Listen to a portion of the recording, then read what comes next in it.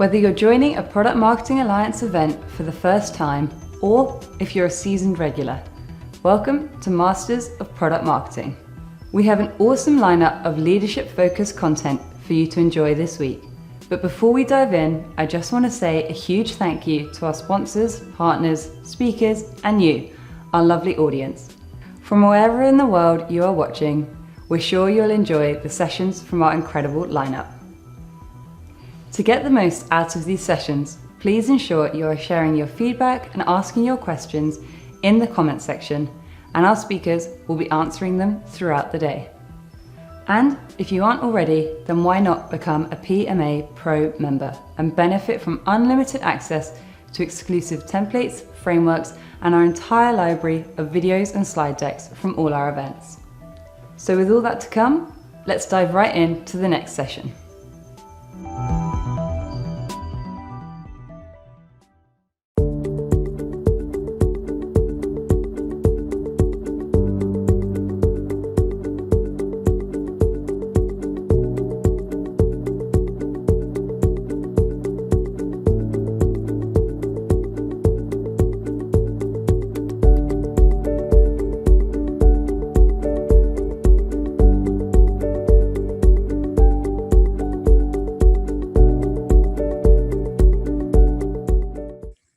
Hi, folks. Thank you for joining. Today, we're going to be talking about diversity and inclusion from leaders in the technology world today. And so we have Jamila Calhoun and Samantha Woo from Audible and Facebook, respectively, and we'll let them introduce themselves. But we're in for an interesting discussion. We're going to be talking about how we have seen successes in amplifying diverse voices across the board, talk about advice for hiring managers, as well as what leading companies in today's world are doing to improve diversity in their own organizations and in their communities. So Jamila, if you wouldn't mind just introducing yourself, and Sam will go to you next. Perfect. Thank you so much, Sai. This is such a great conversation, and want to thank the Product Marketing Alliance for having both myself and Samantha here to discuss this important topic. So my name is Jamila. I am currently leading consumer product marketing at Audible. And what I love about this topic is the fact that for such an interesting field of product marketing, so many of us have very different paths to get into this area. For myself and my career journey, it's really been through a series of different opportunities to try different skill sets in different parts of the business. I started in finance, have spent stints in consulting as a general manager, and then in even product management. And through all of that, I've built on skills and had incredible leaders who wanted to invest in my transferable abilities, who saw my potential to ultimately come into the product marketing space, bringing together the skill sets around analytical rigor, around forming a clear narrative, building strategies, and ultimately understanding what it takes to deliver products to market as central to my ability to drive success as a product marketer. So for myself, I'm really thrilled that I've had these incredible opportunities, and I look forward to continuing to help others find their path into product marketing. Thank you so much. Yeah, I'm so excited to be here. Thank you for having me as well. D&I is so close to my heart in terms of everything I do and everything I think about through the lens of as a leader, as a human being, and even as a marketer. So I'm Samantha Woo. I lead the brand and product marketing function for the Facebook app. And, when you think about D&I, I work on a product and a platform that serves 2.3 billion people. And so if you aren't thinking about D&I as core to who you're building for and who you're serving, then you're really not actually delivering products that meet the needs of your consumers. And people always ask, well, how did you get into marketing and product marketing? And I think for me, before I go into career, you kind of have to take just a step back in terms of just like my childhood and who I am. So I grew up as a kid who loved to like tell stories through pictures. I always thought I'd be an artist. And fast forward, when I was going through school, there's this practical side of me, call it my culture, my background, that I had to like do something that would like help me make a living. And it wasn't until I did a stint in marketing in an internship actually at L'Oreal that I realized that marketing really gave you this balance of like art and science, of like the left and right brain. And so that's how I fell into marketing.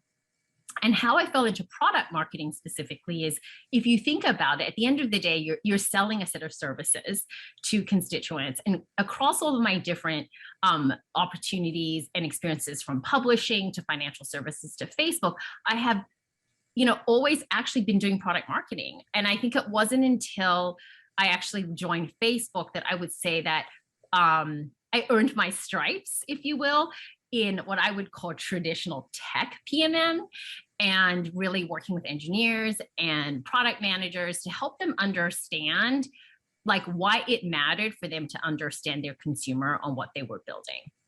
So I would say that's my career journey. And I think at the end of the day, when you're a product marketer, you're making sure that you're delivering an experience to a consumer that delights them, that surprises them, that meets their needs.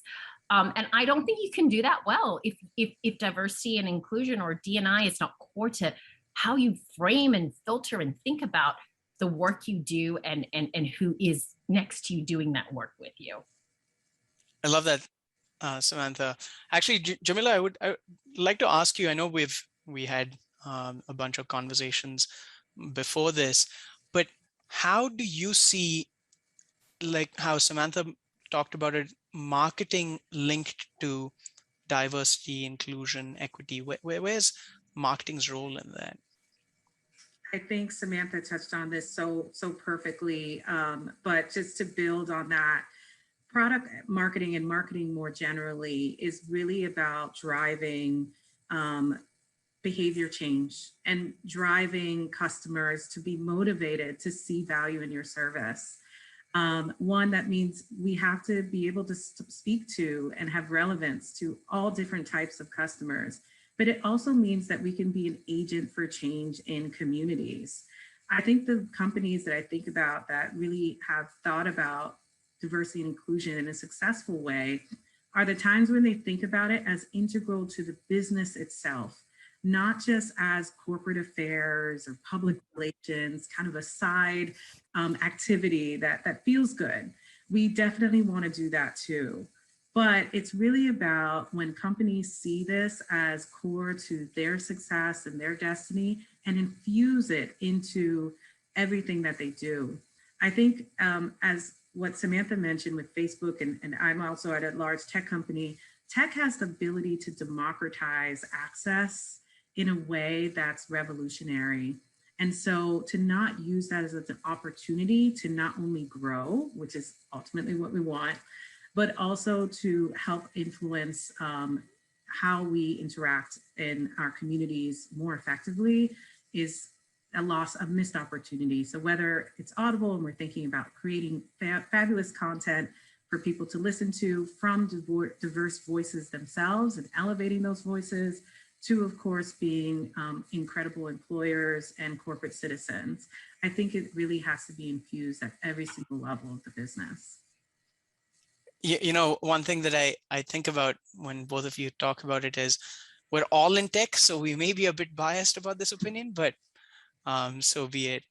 And actually, Jamila, you mentioned something, so I want to come back to you, and then come to you as well, Sam, is can you share kind of an example of companies or teams or campaigns where they've done a really good job with amplifying diverse voices, making that front and center of their story and their pitch? Yeah.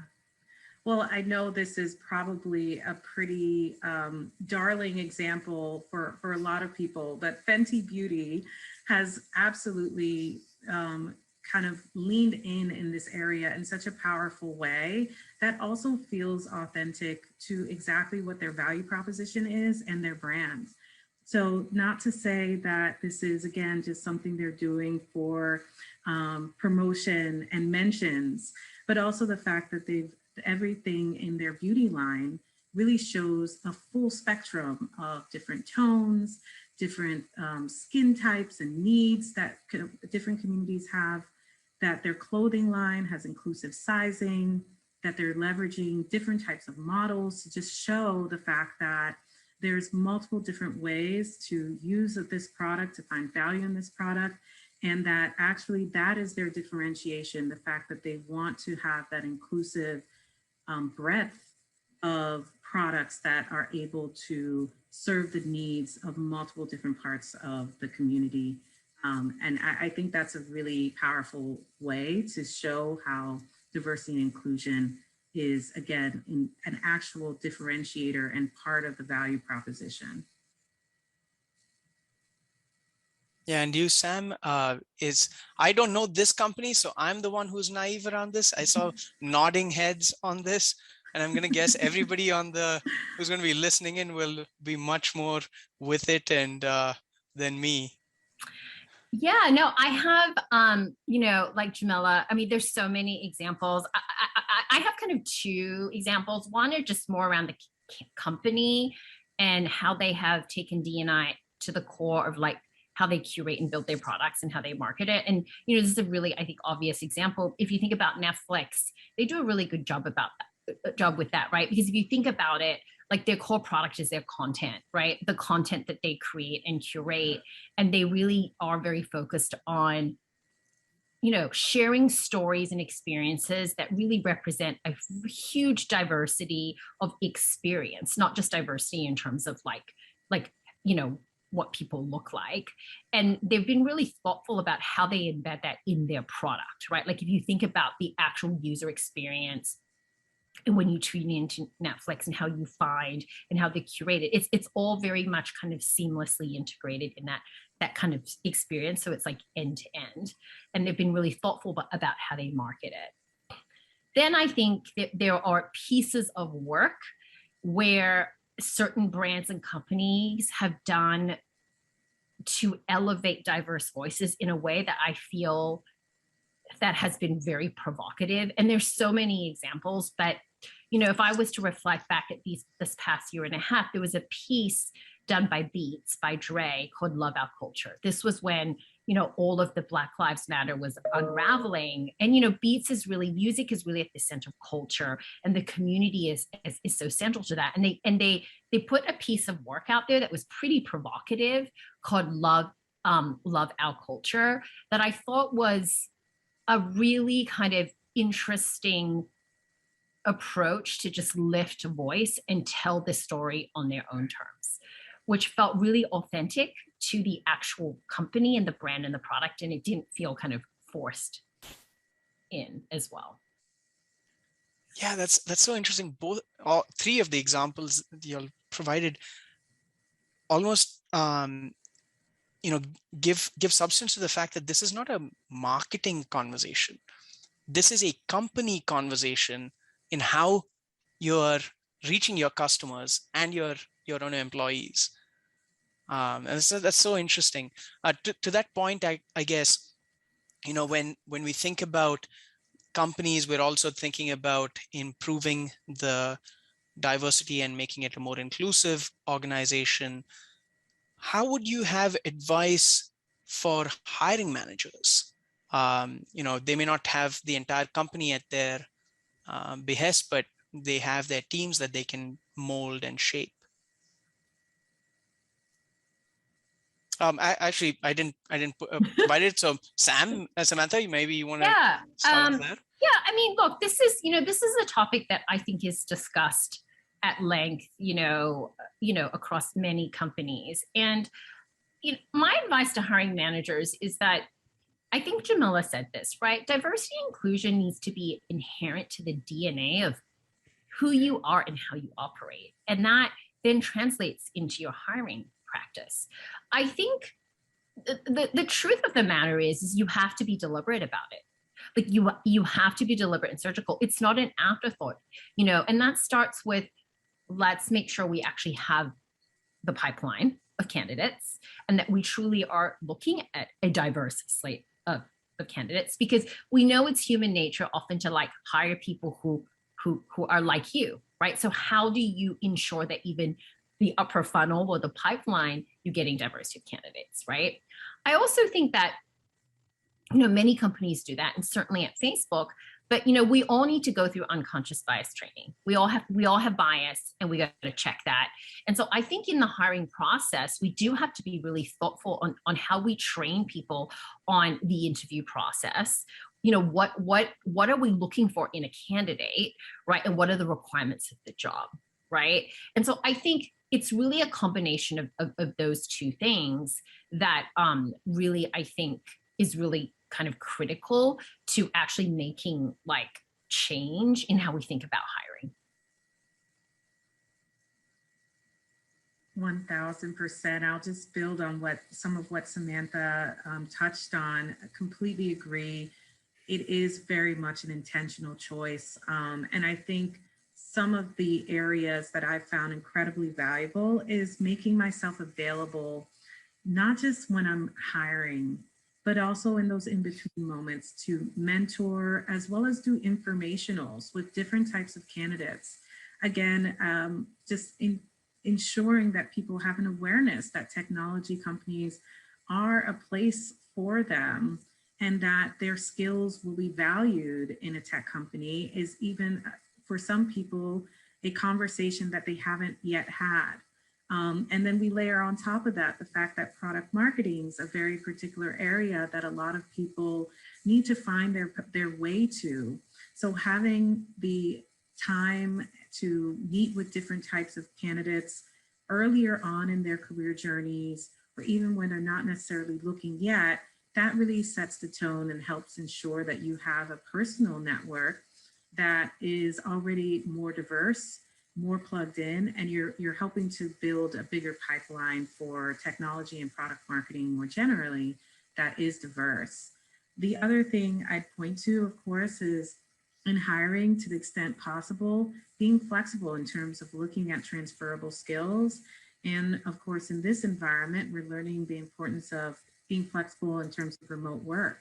That also helps to diversify the pipeline of candidates that we can ultimately look at. And so there's a huge role for each of us as hiring managers to help create the right conditions to build upon the diversity and inclusion work that our companies are doing. I guess to that point, I want to push us a bit further. Is it more on the hiring manager to look outside their usual candidate pool that's coming into certain roles, or is that the companies? How does a hiring manager kind of go outside the usual? If you don't do anything different, then you're only going to get the same set of candidates again and again. Well, I mean, I can't speak to like other companies, but I mean, I think at the end of the day, it's a partnership, right? So like, as the hiring manager, you're working with the company, your HR folks, your talent folks, and your sourcing folks, and you're having a conversation around how best to build the pipeline, right? So I actually think it's up to everyone to do this together. But I think that, I think one of the things we know is the challenge is, how do you build that sustained pipeline, right? And so that does require you to mentor and network and build pipelines maybe in a more like kind of, creative ways, right? And so that you can actually identify those candidates that might not have traditionally been identified in a kind of standard kind of way that sourcing, does their work. They look at keywords and experiences, which is super valid. But if you think about transferable skills, right, it's like, well, okay, but what's transferable about this person is totally different industry. It's totally different experience and background. So I think it is a partnership. Absolutely. I think, of course, many companies at this point in time are really keen and making it a priority. And so, in terms of infusing it into the DNA of the organization that Samantha touched on earlier, I think there's absolutely the importance of bringing to bear multiple different partnerships. I also think not only with your sourcers, but also partnering with your internal employee networks around different affinity groups can also be a powerful kind of partner in starting to build that pipeline, soliciting referrals from people who also have diverse networks is also an incredible way to start to build a wider pool to draw from. And so, yes, every part of the company has a role to play in this, in supporting hiring managers to drive those hiring decisions that hopefully will lead to a more diverse workforce.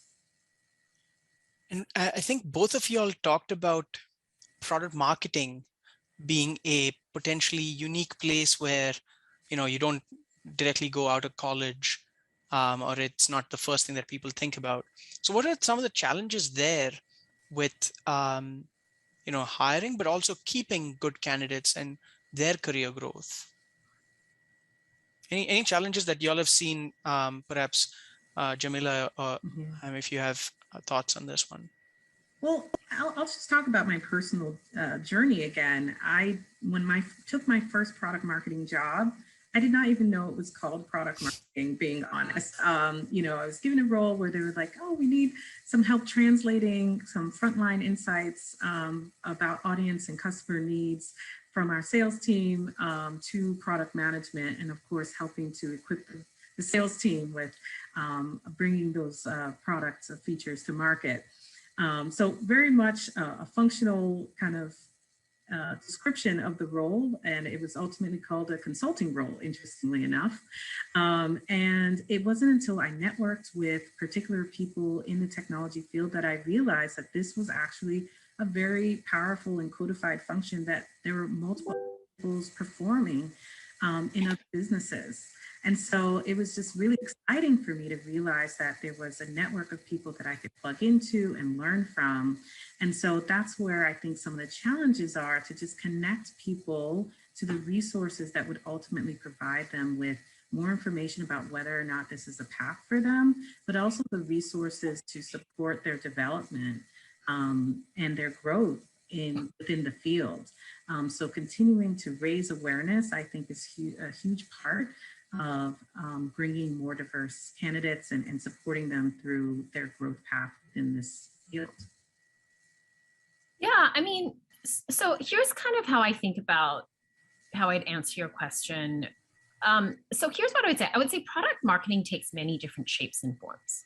And depending on the industry you sit in, it's called different things. My experience at Facebook, I joined Facebook early on when we were still trying to figure out like what marketing should look like and what product marketing should look like. So I actually spent a lot of time actually building the function and codifying. This is what a product marketer does. This is the impact and the outcomes we drive, right? And so I think some of the challenges that I have heard, through my own personal experience and, with many people who are, who sit in the product marketing space is, how do you tangibly and concretely articulate what it is that you do to, in this case, PMs and engineers who are quite technical and very specific in how they think about the world, and translate that into actionable outcomes for them, right? So it doesn't feel like if you say to a PM a value prop, they may not have no idea what you're talking about, right? But at the end of the day, what you're doing is you're saying, let's make sure we're building products that serve the consumers and that we understand their needs. We get to product market fit. We're able to drive MVP and launch the thing seamlessly, successfully, and drive a smooth go-to-market. And so I think the opportunity there is, I think if I think about PMM is really around codifying and articulating what is it that you do and the pieces of the craft that you offer and the outcomes that it will drive to meet your goals. And then I think from a D&I perspective, I think this is bigger than product marketing. It just might feel more acute, which is, wow, if you're building a product and not for like a diverse audience, then you're kind of missing the mark, right? Like you're not understanding like your customer segment or your customer set. And irrespective of where you sit, like the country, the world is super diverse. And so I think, which is why I think oftentimes product marketers, because they have that consumer focus, because they often have an outside in perspective, because often we are looking at the competitive landscape, that we're able to, like kind of bring that to bear as we think about, okay, what is it we're trying to build and who is it we're trying to serve, right? So I think from a business perspective, I think full circle, it's got to be the DNA of like, who are the people who are making the products and making the work, and making sure that those people also represent the people that we're serving. That's very interesting. So I heard a few things that I wanted to just reiterate for the folks. One is, unless you're reflecting your customers closer within, you're not really always serving all their needs. You just don't know. Your unconscious bias, coming back to that. And the second one is awareness of what is product marketing can help with that transferable skills, because people don't know that, skill around being able to talk to customers is transferable, or doing research is transferable. And that narrows usually the gap of the candidate pool. So I want to kind of go towards, what are things that you are doing or your organizations are doing in this area to improve diversity and inclusion, whether you're thinking about it from your own, teams or principles that your organizations are espousing. And again, I keep forgetting to do this, but Samantha, if you wouldn't mind. Yeah, no, I mean, I think, at a company level, like, Facebook as a company, we're obviously very committed to building a diverse workplace that reflects the diversity of the people we serve, right? We serve, a global audience of people from around the world. And so on a company level, we do publish a diversity update each year, and we're very transparent about the progress we're making in these areas and where we need to improve. From a marketing perspective, we actually are very deliberate in making sure that the team and that the work that we make and the work that we represents all of the communities that we serve. So we actually have very specific requirements where, we require diverse representation in who is making the work, who is being represented in the work, and the teams behind the work, right? So that we are actually getting like the perspectives and the authenticity of the communities that we serve. On a personal level, this past year has been incredibly difficult for the API community with a lot of the, with the hate work. And so I have personally done a series of talks with prominent PFs, public figures, to really elevate voices and to really just kind of share their experiences and stories, as well as spearheaded, a bunch of mentorship programs that serve all diverse communities, but with a focus on the API community. So it's very close to my heart right now, to really kind of mentor and give people the support systems to ultimately, I think, like elevate others, lift their voice. But my hope is that we can expand the mental model of what leadership looks like, right? That there are different shapes, sizes, and forms, and that representation is not just in what you see, but representation matters in terms of like people's styles, how they communicate their experiences. It goes so much deeper than that. So those are some of the things that, I think about every day and are just really committed to continuing to make progress on. And Jamila, how are you thinking about it? Definitely, and I love, Samantha, a lot of what you shared as well. When I think about Audible, I cannot think of another company that is truly infused into our ethos, is a commitment to our community that we exist within, the Newark community in New Jersey, but also to having a really diverse representation in our company and in our products. I think definitely content in a sense is just such an area, and the arts in general is such an area where having diverse voices is incredibly powerful. It actually adds to the value of our platform that we're able to bring different voices into people's homes and ears everywhere. So I think that that's absolutely core to the ethos of the company, and how that manifests is in several different ways. One is around how we want to invest in our community. And I think, to build on what Samantha mentioned about representation, and I think another way that representation manifests is investment.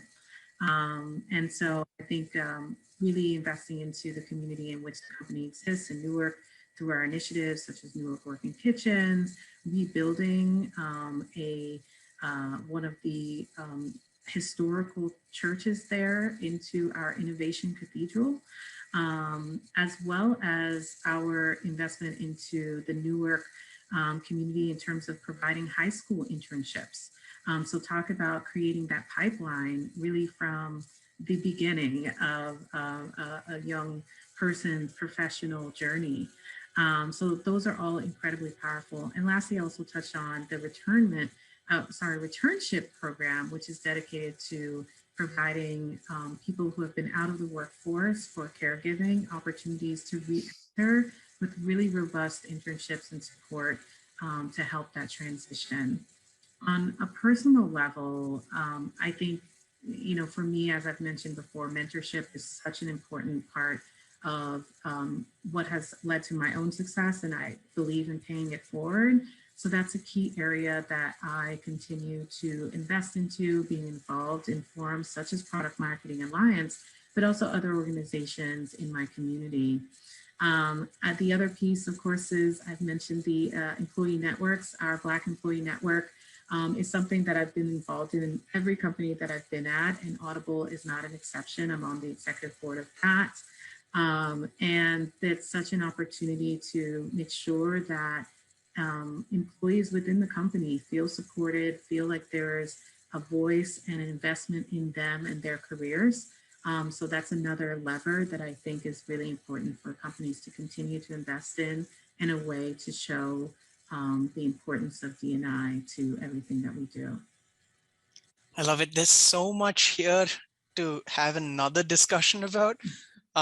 We only have another 5 minutes before we have to wrap it up. So perhaps here is an alternative way. What is one question that you wish I asked you? You might want to, you think we missed on that we should touch upon. And perhaps here we'll start, Jamila, with you. Any one question that we really just missed that you would want me to ask you, and I'll oblige. Well, maybe I won't phrase this as a question, but I do think an area that's super important that we lightly touched on is really around employee retention and professional development. There's definitely a lot of focus on building pipelines, recruiting as a hiring manager, new people into the company. But I think part of the inclusion part in particular of D&I is all around the retention, the culture building, and the kind of professional career development of various employees in different communities within a company. So I do think that that's a critical area for companies to continue to lend resources into. That's why I've mentioned the employee networks quite a bit. But even from the part of the broader conversations, having not just the surveys, but having action plans against that when there are challenges around culture. We're seeing results now around the work from home environment that is creating different tensions around how to maintain that cohesion in this environment, ensure that everyone feels included. So, there's definitely a need to be even more intentional about diversity and inclusion activities in our current distributed work environment that I think different companies have been having mixed results with. So I just want to call out the importance of intentionality, whether it's virtual activities, starting to think about offsites, other ways to just ensure that people feel connected and that their identities are able to be supported within the workforce. I was on mute. Thank you for bringing up that topic. So Samantha, either you could continue with that or a question that you wish I asked. I mean, I think, I would probably, less of a question, but more like Jamila. I think it's really important to talk about allyship when you think about D&I, right? Because it takes everyone, right, to make like change in like how we look at the different forms of leadership, like how we think about representation and why that matters. And so I think as we think about D&I and that being part of the DNA, it is up to everybody, not just the communities that have the opportunity or need the opportunity, to opportunities, but really around how do you build allyship? How do we ensure that there is allyship so that we can actually make change at scale? I guess my point on that is you'll be surprised. I think a lot of people care. I just think a lot of people don't know what to do or how to think about it. And so I would say the importance of allyship in terms of, your career growth, in terms of ensuring diverse perspectives are represented, will be really critical. As we build diverse teams to represent the diversity of the world that we serve, irrespective of like the product or the company that you work for. That's very interesting, and I want to emphasize that point again. I'm not going to ask you all for one thing that somebody can go do around this and that, but what y'all mentioned around allyship, but also the inclusion efforts, really that is what builds a community. And that can also help in, as communities talk to each other, in the hiring and in the recruitment and in the pipeline from the very start. And so that's very interesting. With that, I think we're almost at time. And I wanted to thank both of y'all. We talked about diversity in terms of your own personal journeys. We talked about it in terms of the recruitment, as well as a bit, unfortunately, we didn't have enough time to talk about it in the continued inclusion and excellence of people in their communities. Thank you, Samantha. Thank you, Jamila. Thank you for having us. It's been a great conversation. Absolutely. I'm so glad that this important conversation is having a platform here and that we had the opportunity to chat about it.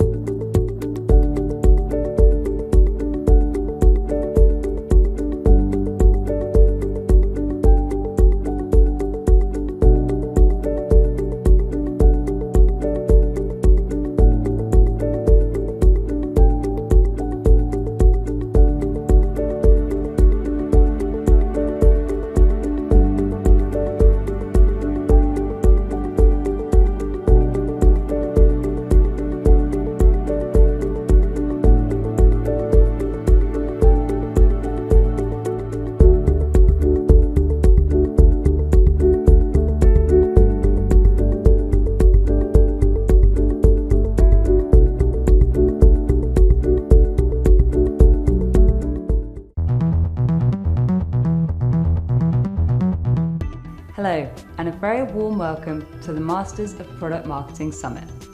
We have an awesome lineup of leadership-focused content for you to enjoy this week.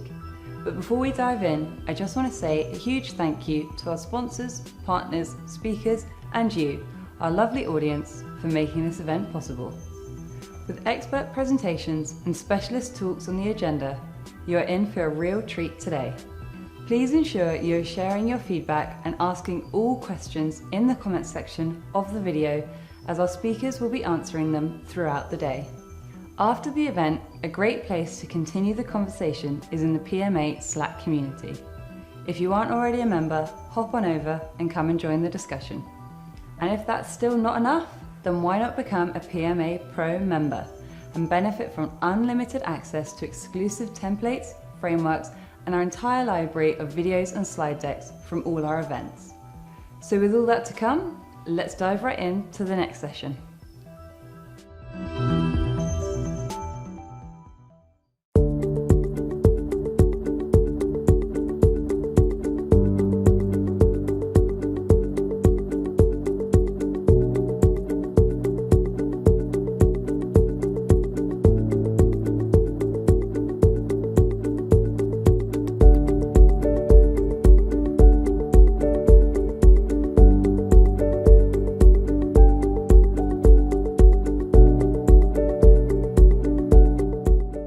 Hi, everybody. My name is Jeff Hardison, and I am Calendly's head of product marketing and the head of brand and content team. I'm going to talk today about how you can use customer research to influence not only your marketing, but also the direction of your company.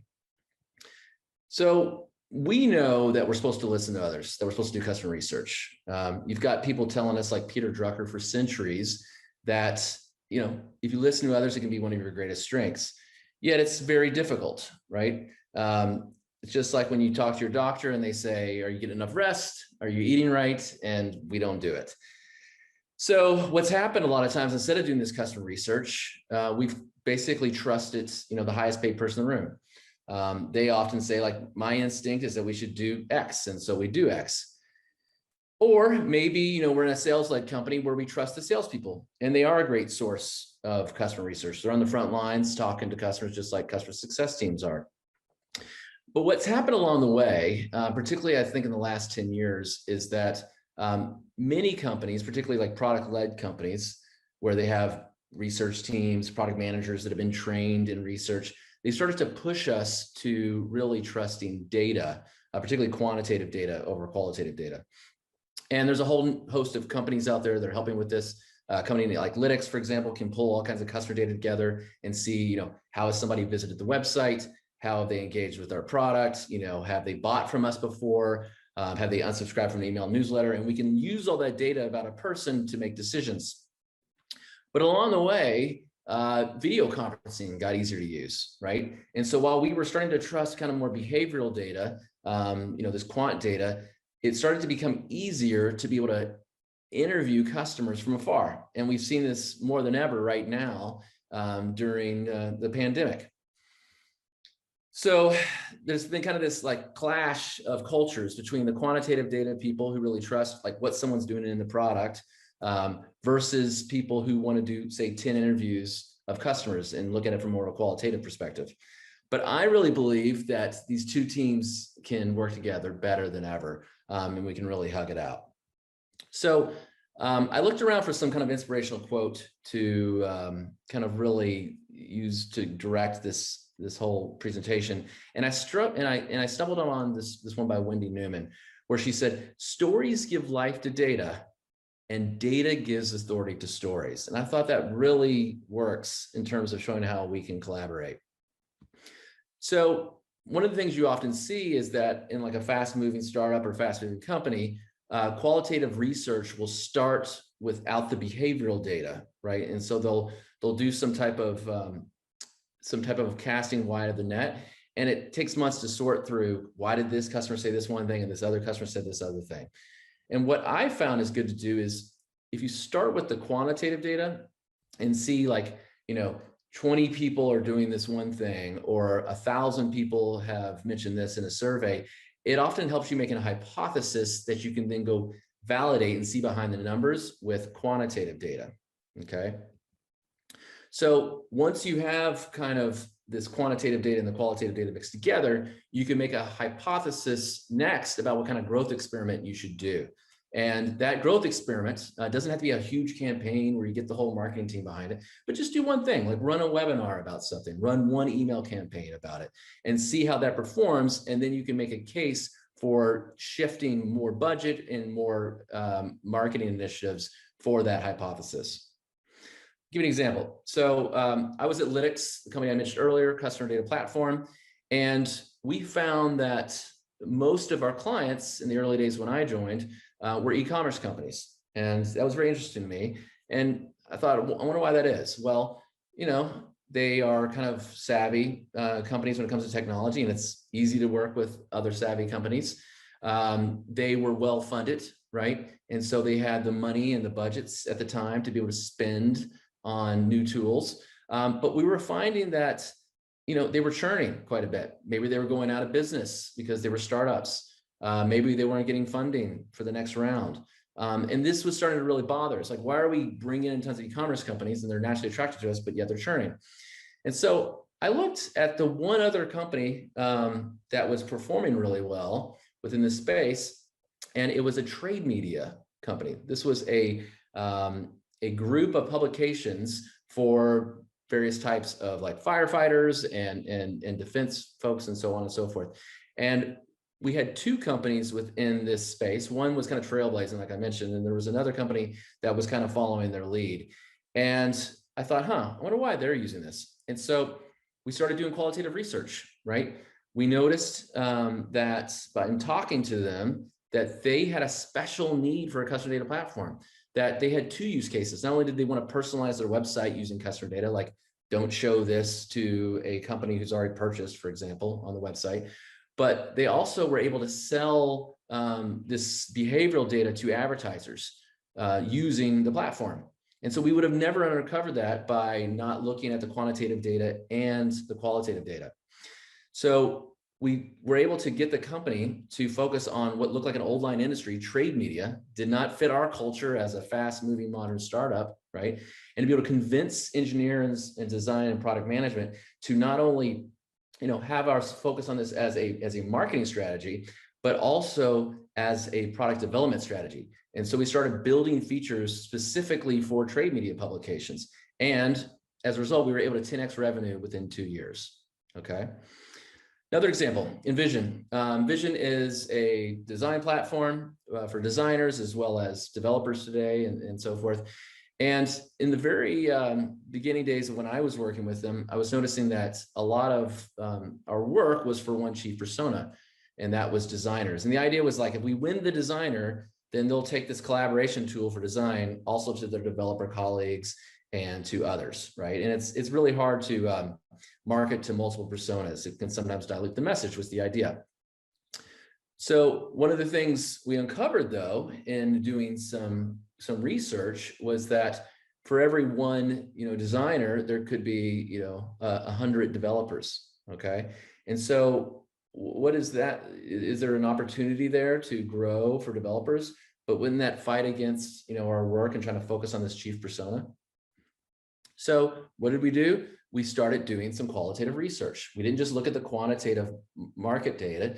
We started talking to some of these customers. So we talked to, for example, a software engineer at Atlassian to find out how they use Envision together with their designer colleagues. Not only did this research really start to help convince the rest of the content team and others who've been chiefly focused on designers before, help them decide to also build content for developers, it helped us influence the product team as well. And so what the product team did was they started to build and really refine our tools for developers, such as the tool Inspect.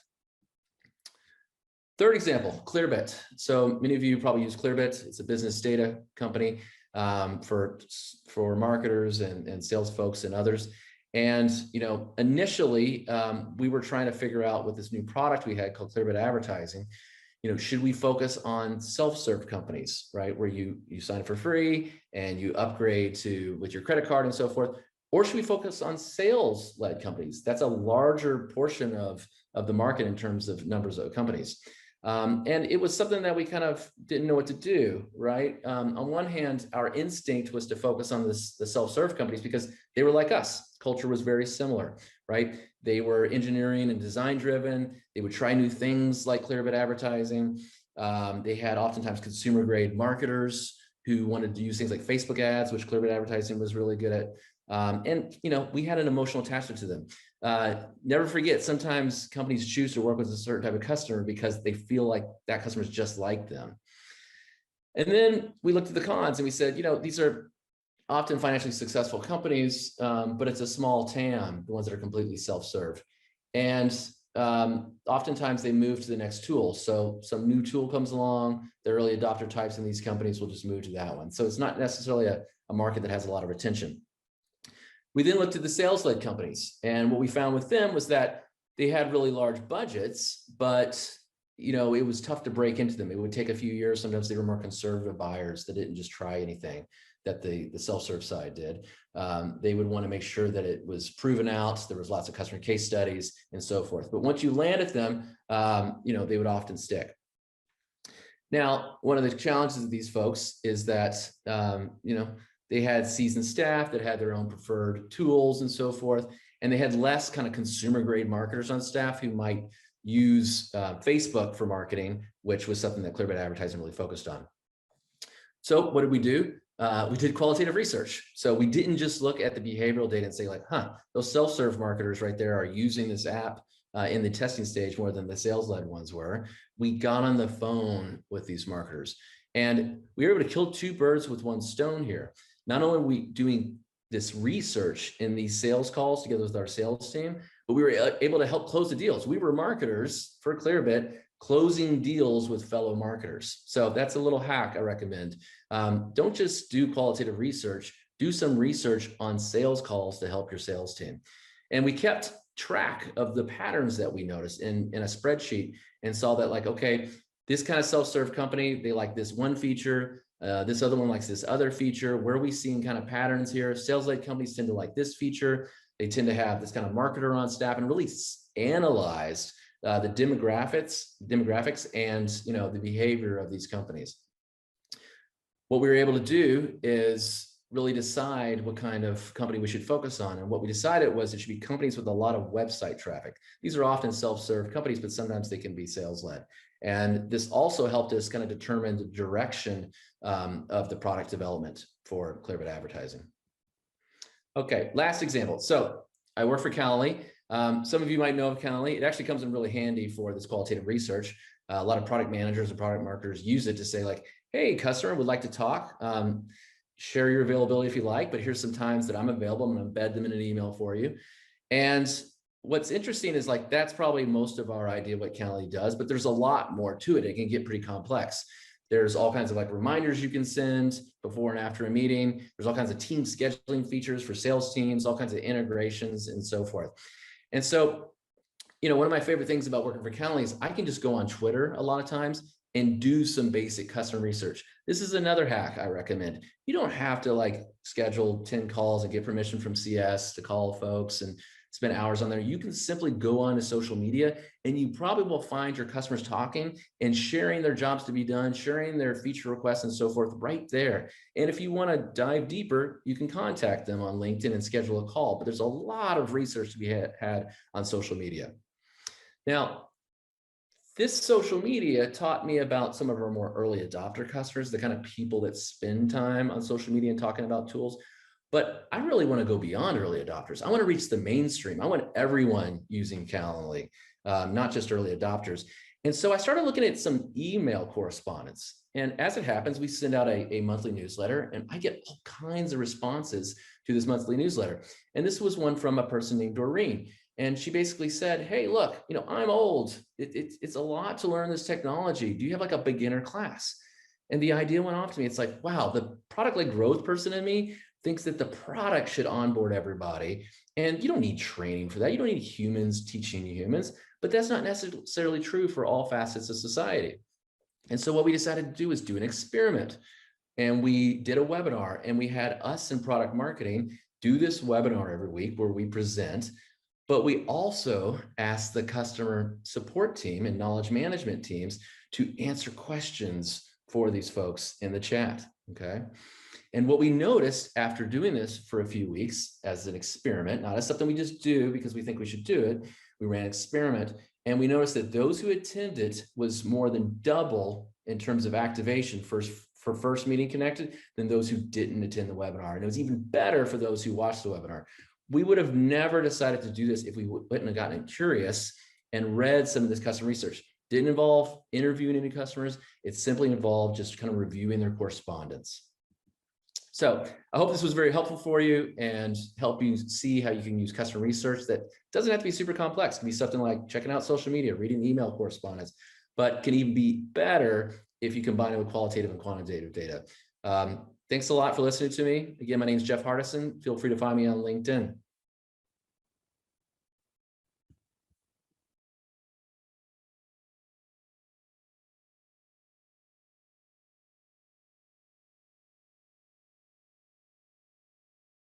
Vidico, how does it work? You tell Vidico, hey, I need a video. Let's say for a product launch. We say great. We can produce a brand video, case study, software walkthrough, even animation. That was cool. Yeah, it's pretty cool. Vidico's like going on a road trip with the fam. Whether you're in tech or e-commerce, we guide you through the whole process and make you a video you'll be dying to share.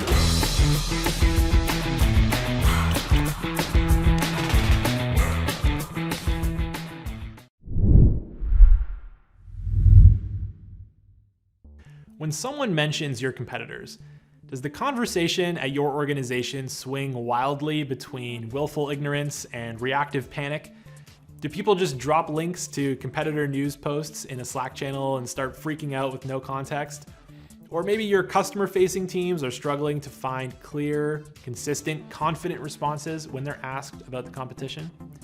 You are here because you are ready to become the go-to person at your organization for all things competition.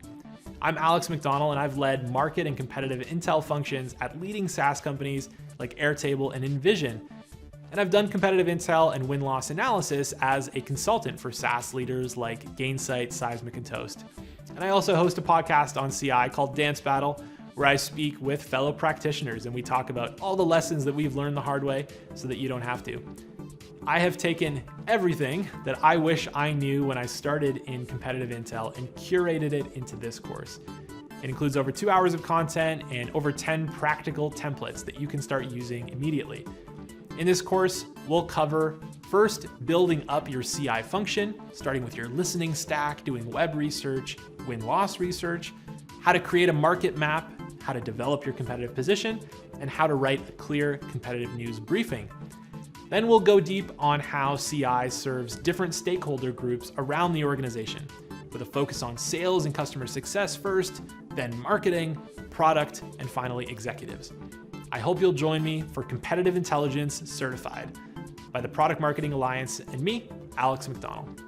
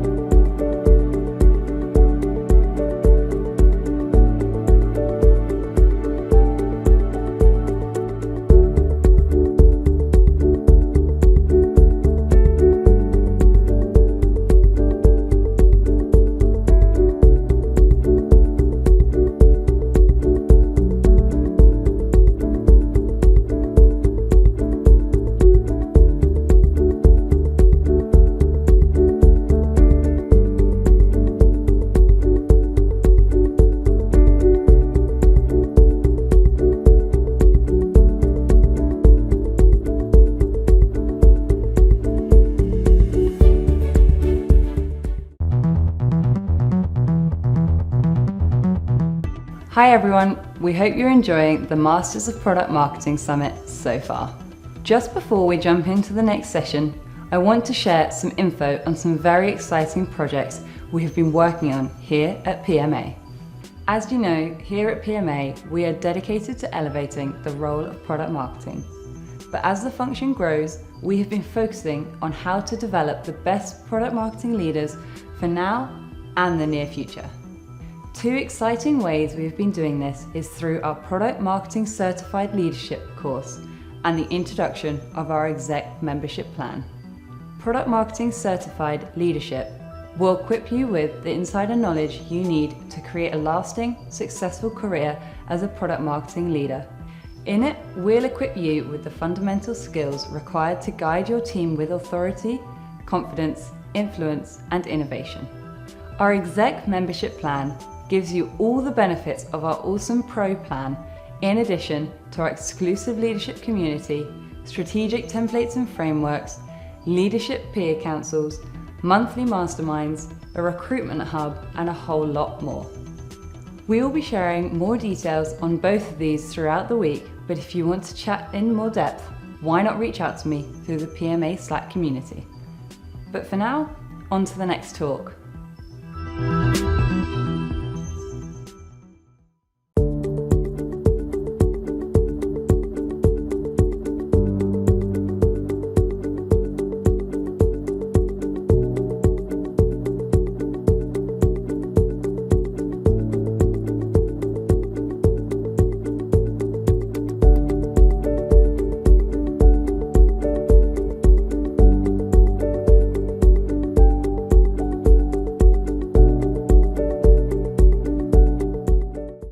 Hi everyone, and welcome to the Masters of Product Marketing.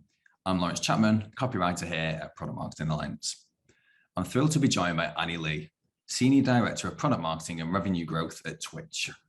In this session, we're going to be just talking about leadership, career development, and succeeding as a product marketer in some of the world's most innovative, high-growth companies. Thanks so much for joining us, Annie.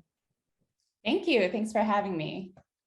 Oh, no, it's a pleasure. So just to start off, please, can you talk the audience just through your journey into product marketing?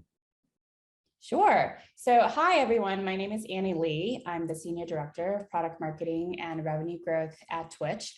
I'm originally from the Big Island of Hawaii, but I've lived in both Seattle and San Francisco since starting my career. And I started my career in online advertising, which was a good place to learn about targeting and messaging and all the various channels that are used to create awareness or action about a specific product, brand, or service. My first experience with product marketing started at Amazon, actually, with marketing wireless products on behalf of carriers like T-Mobile, Verizon, Sprint, etc. And Amazon is a marketplace, so we served as a distribution channel for our vendors who provided the basic information that you would normally gather as a PMM, such as user insights and messaging and positioning and the product specs. But then we had to translate that into our own audience of Amazon customers. So after Amazon, I took the role as the first marketer at Pinterest when product was still very young, which meant I wore many, many different hats, including go-to-market for all of our consumer product launches and our first suite of business products, growth marketing, and even customer service. And since then, I've taken a few paths before starting my stride again with product marketing here at Twitch.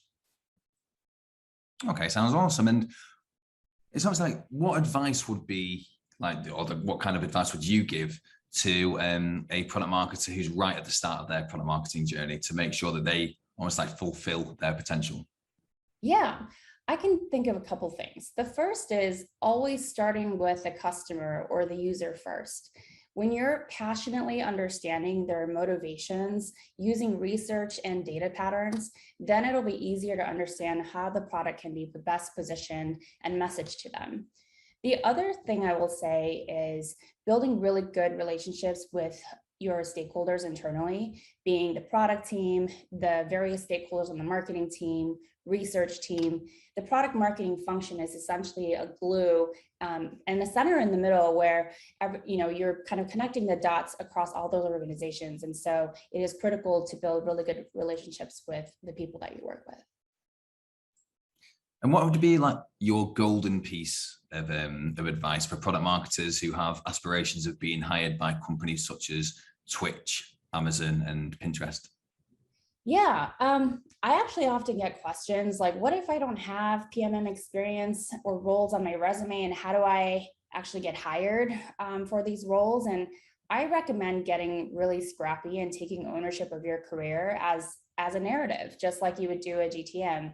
I think mapping your career is the single most important and long-lasting GTM that you will ever manage. And mapping your career it'll manifest over time with various phases of your quote unquote career launch. Just like a GTM plan, you'll want to think about your pre-launch activities, which is, if you don't have the experience, what are some projects that you could work on and, throw it up on your portfolio, and even post-launch activities, because just because you get or land that job doesn't mean that it's over and done. So thinking about how you want to continue to grow your skill set over time, you just have to remind yourself your own personal GTM is never done.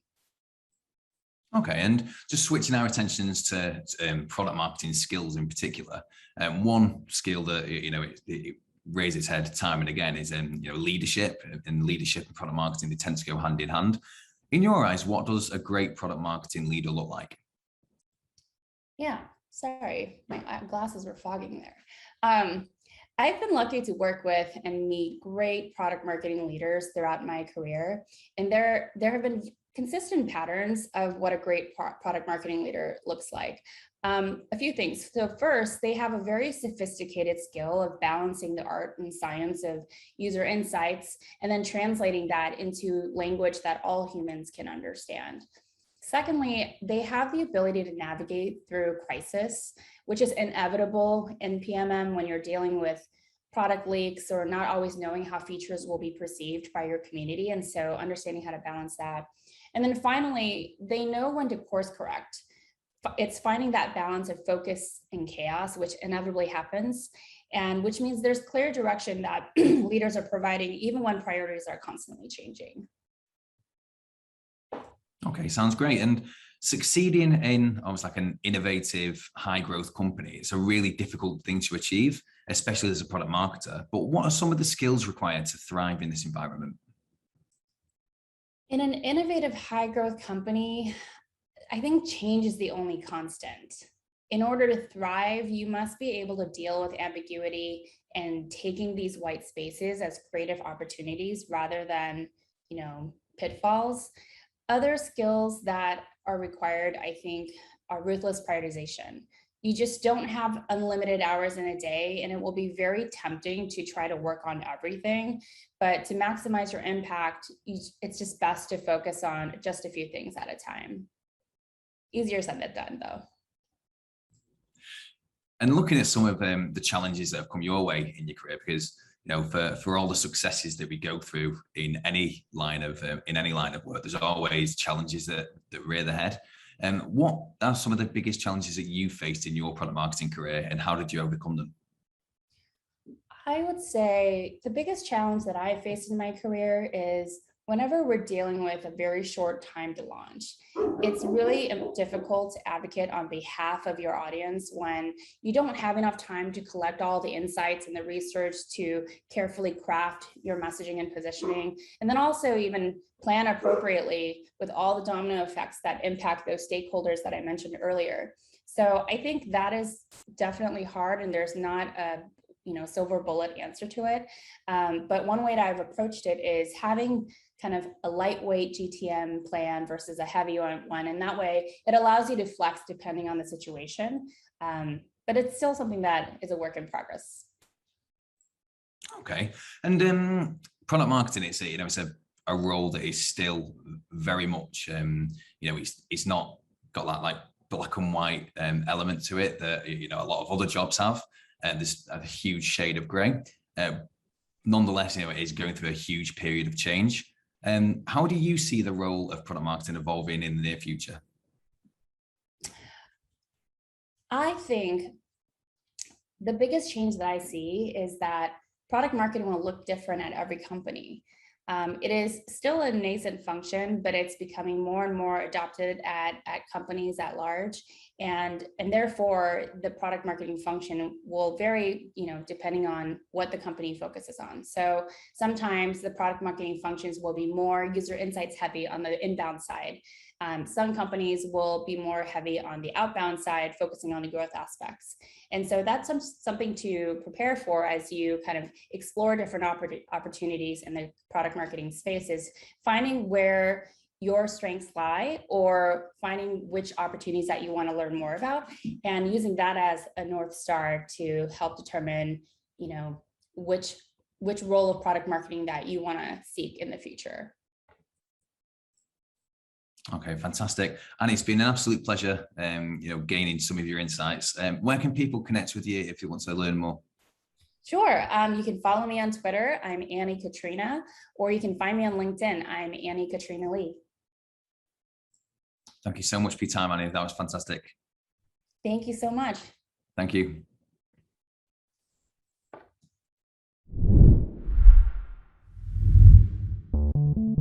Being an amazing product marketing leader doesn't happen by chance. It happens by habit.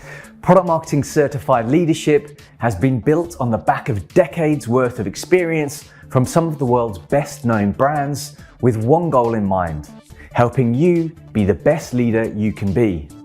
Crammed with real-life case studies, over 12 hours worth of content, templates, exams, and more, this course is everything you need to lead with authority, confidence, influence, and innovation. Every piece of material within the 7 modules and 29 chapters has been vetted, tested, and approved by senior level product marketers from companies like Amazon, Uber, and HubSpot, serving up game-changing insights throughout.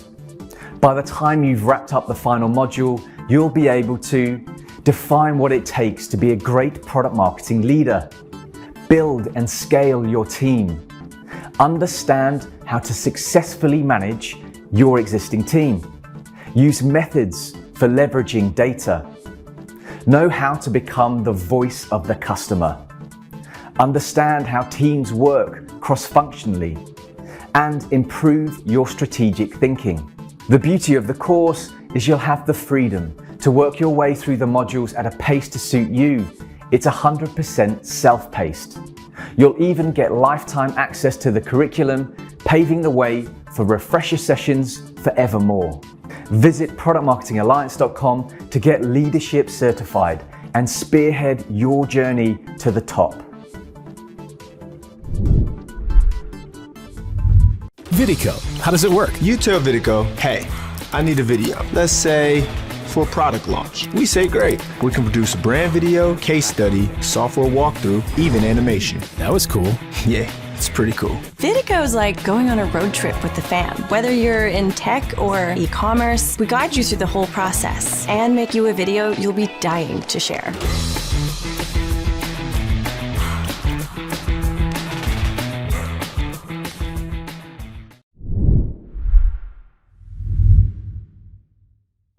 When someone mentions your competitors, does the conversation at your organization swing wildly between willful ignorance and reactive panic? Do people just drop links to competitor news posts in a Slack channel and start freaking out with no context? Or maybe your customer-facing teams are struggling to find clear, consistent, confident responses when they're asked about the competition? You are here because you are ready to become the go-to person at your organization for all things competition. I'm Alex McDonald, and I've led market and competitive intel functions at leading SaaS companies like Airtable and Envision. And I've done competitive intel and win-loss analysis as a consultant for SaaS leaders like Gainsight, Seismic, and Toast. And I also host a podcast on CI called Dance Battle, where I speak with fellow practitioners and we talk about all the lessons that we've learned the hard way so that you don't have to. I have taken everything that I wish I knew when I started in competitive intel and curated it into this course. It includes over 2 hours of content and over 10 practical templates that you can start using immediately. In this course, we'll cover first building up your CI function, starting with your listening stack, doing web research, win-loss research, how to create a market map, how to develop your competitive position, and how to write a clear competitive news briefing.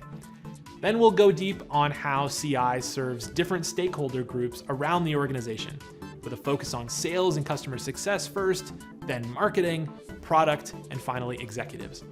I hope you'll join me for Competitive Intelligence Certified by the Product Marketing Alliance and me, Alex McDonald.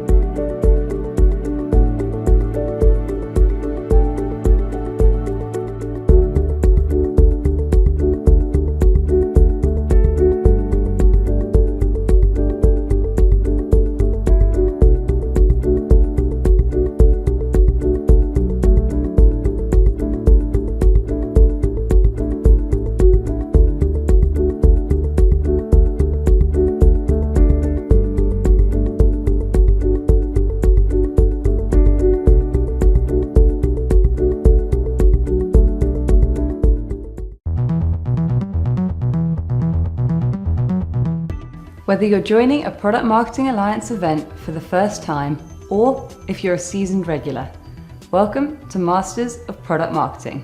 We have an awesome lineup of leadership-focused content for you to enjoy this week. But before we dive in, I just want to say a huge thank you to our sponsors, partners, speakers, and you, our lovely audience.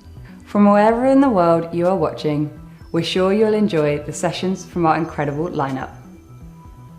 To get the most out of these sessions, please ensure you are sharing your feedback and asking your questions in the comment section, and our speakers will be answering them throughout the day. And if you aren't already, then why not become a PMA Pro member and benefit from unlimited access to exclusive templates, frameworks, and our entire library of videos and slide decks from all our events. So with all that to come, let's dive right into the next session.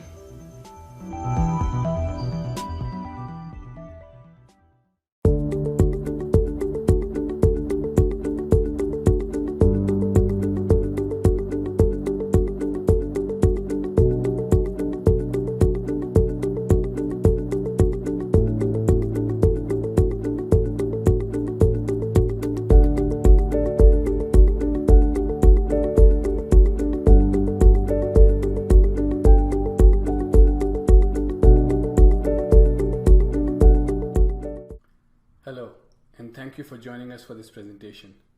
Today we are going to tackle the important question of, are product marketers master strategists who tell everyone else what they should be doing, or are they indeed service providers helping other teams achieve their goals?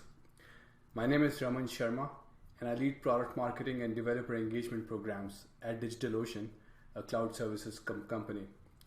I've spent close to 2 decades in the software industry, moved from being a software engineer to a product manager, and now a product marketer, almost entirely in the developer tools and cloud services space. However, I must say one thing. This is the first time in my career that I've had the opportunity to deliver a talk with such a clickbaity title and such gratuitous animations as you see in this slide. I promise the clickbait and the animations stop with this slide. Before we delve into the important question of whether product marketers are masters of the universe or service providers, let us just talk about certain aspects of product marketing that are non-negotiable, things that make you a product marketer in the first place, things that you need to do irrespective of which of those 2 modes you find yourself operating in, master of the universe or service provider. I've been in a few different product marketing teams in a few different companies. There are many differences, obviously, in all those different teams, and also in how people think about product marketing. But there are some common themes that I've found. At a very high level, here are the things that I believe that belong with product marketers. Firstly, understanding your customers, both the users as well as decision makers, in case they're different, who they are, and what are their stated and unstated desires and problems. Secondly, an understanding of the domain. Do you know your industry, your competition, the trends happening in the space and how they impact your business? Thirdly, understanding of your products. Do you understand the product capabilities, the major use case scenarios, differentiators, shortcomings, integration points, extensibility points, how your products play with other similar products in the ecosystem? And finally, bringing it all together to tell a story of how your products help your customers in their journey. A story not just about your products, but about your business and your company, why you exist, and why your unique point of view even matters. I would go to the extent of saying that if you do not take on the burden of building this knowledge base, then someone else will do it for you, and you may not like the result. Someone will craft a value proposition for you. Someone will define a competitive positioning for you.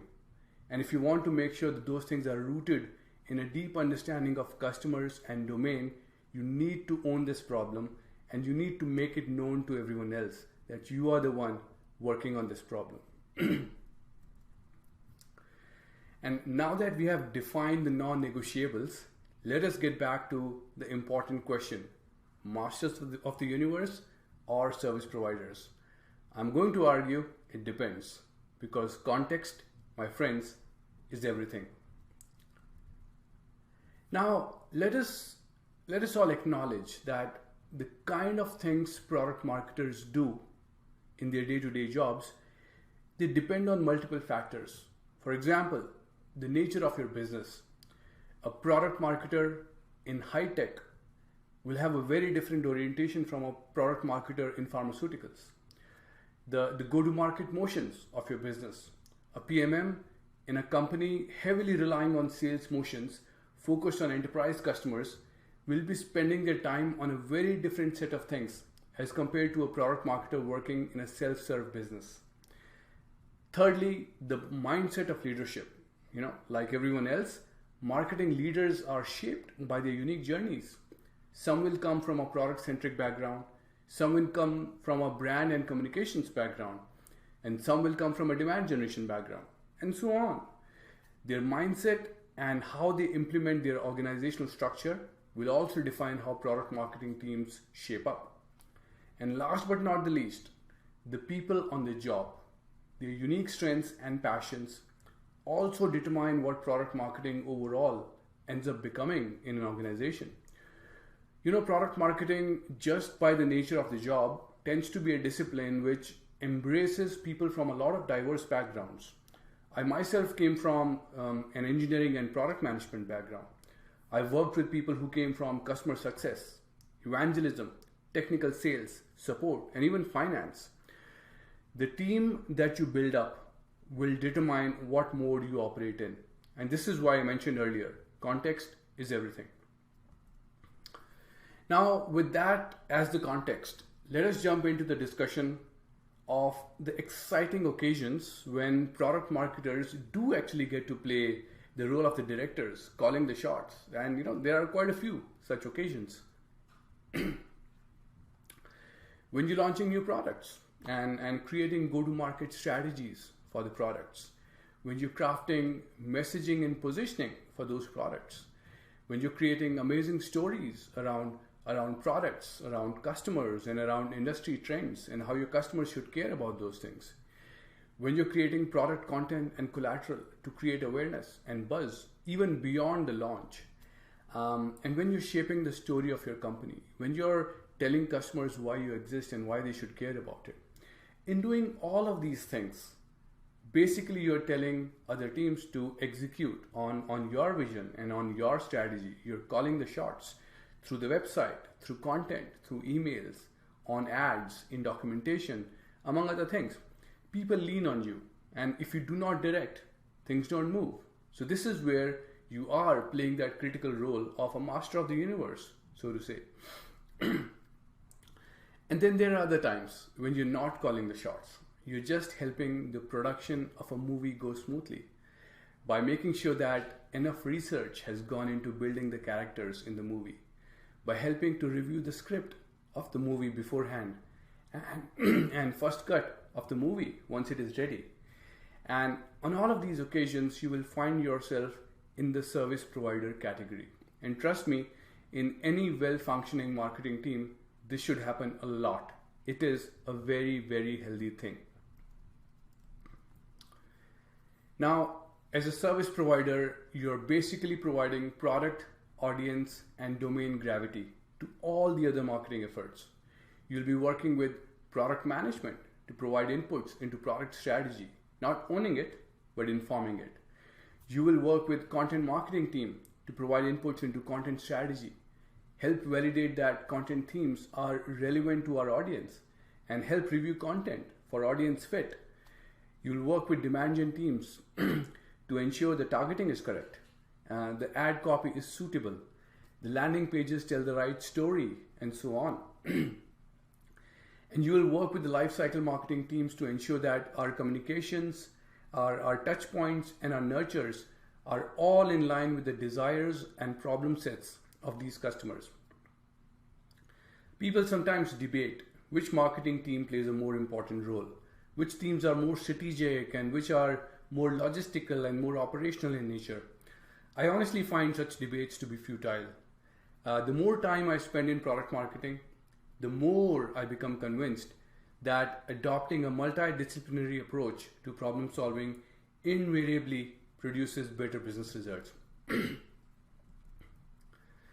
And finally, a word about your own career growth as a product marketer, beyond just helping your business, My experience says that the sooner you embrace this service provider side of your job, the happier you will be. You will become an overall better marketer and an overall better business thinker. I always tell my teams, you should strive to have two superpowers. Number one, build a better understanding of your customers than anyone else.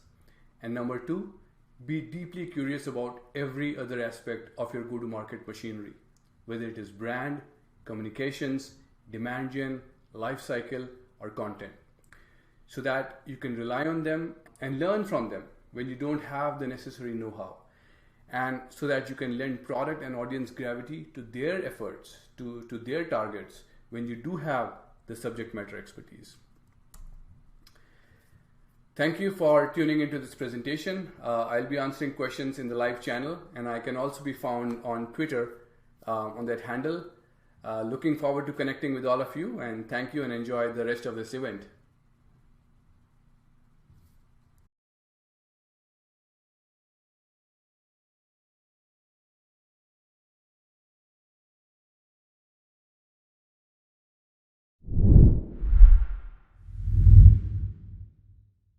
When someone mentions your competitors, does the conversation at your organization swing wildly between willful ignorance and reactive panic? Do people just drop links to competitor news posts in a Slack channel and start freaking out with no context? Or maybe your customer-facing teams are struggling to find clear, consistent, confident responses when they're asked about the competition? You are here because you are ready to become the go-to person at your organization for all things competition. I'm Alex McDonald, and I've led market and competitive intel functions at leading SaaS companies like Airtable and Envision. And I've done competitive intel and win-loss analysis as a consultant for SaaS leaders like Gainsight, Seismic, and Toast. And I also host a podcast on CI called Dance Battle, where I speak with fellow practitioners and we talk about all the lessons that we've learned the hard way so that you don't have to. I have taken everything that I wish I knew when I started in competitive intel and curated it into this course. It includes over 2 hours of content and over 10 practical templates that you can start using immediately. In this course, we'll cover first building up your CI function, starting with your listening stack, doing web research, win-loss research, how to create a market map, how to develop your competitive position, and how to write a clear competitive news briefing. Then we'll go deep on how CI serves different stakeholder groups around the organization, with a focus on sales and customer success first, then marketing, product, and finally executives. I hope you'll join me for Competitive Intelligence Certified by the Product Marketing Alliance and me, Alex McDonald. Vidico, how does it work? You tell Vidico, hey, I need a video. Let's say for a product launch. We say great. We can produce a brand video, case study, software walkthrough, even animation. That was cool. Yeah, it's pretty cool. Vidico's like going on a road trip with the fam. Whether you're in tech or e-commerce, we guide you through the whole process and make you a video you'll be dying to share.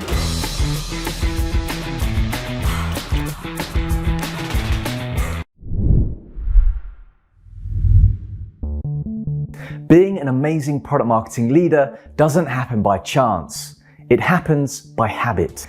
Product marketing certified leadership has been built on the back of decades worth of experience from some of the world's best known brands with one goal in mind: helping you be the best leader you can be. Crammed with real life case studies, over 12 hours worth of content, templates, exams, and more, this course is everything you need to lead with authority, confidence, influence, and innovation. Every piece of material within the 7 modules and 29 chapters has been vetted, tested, and approved by senior level product marketers from companies like Amazon, Uber, and HubSpot, serving up game-changing insights throughout.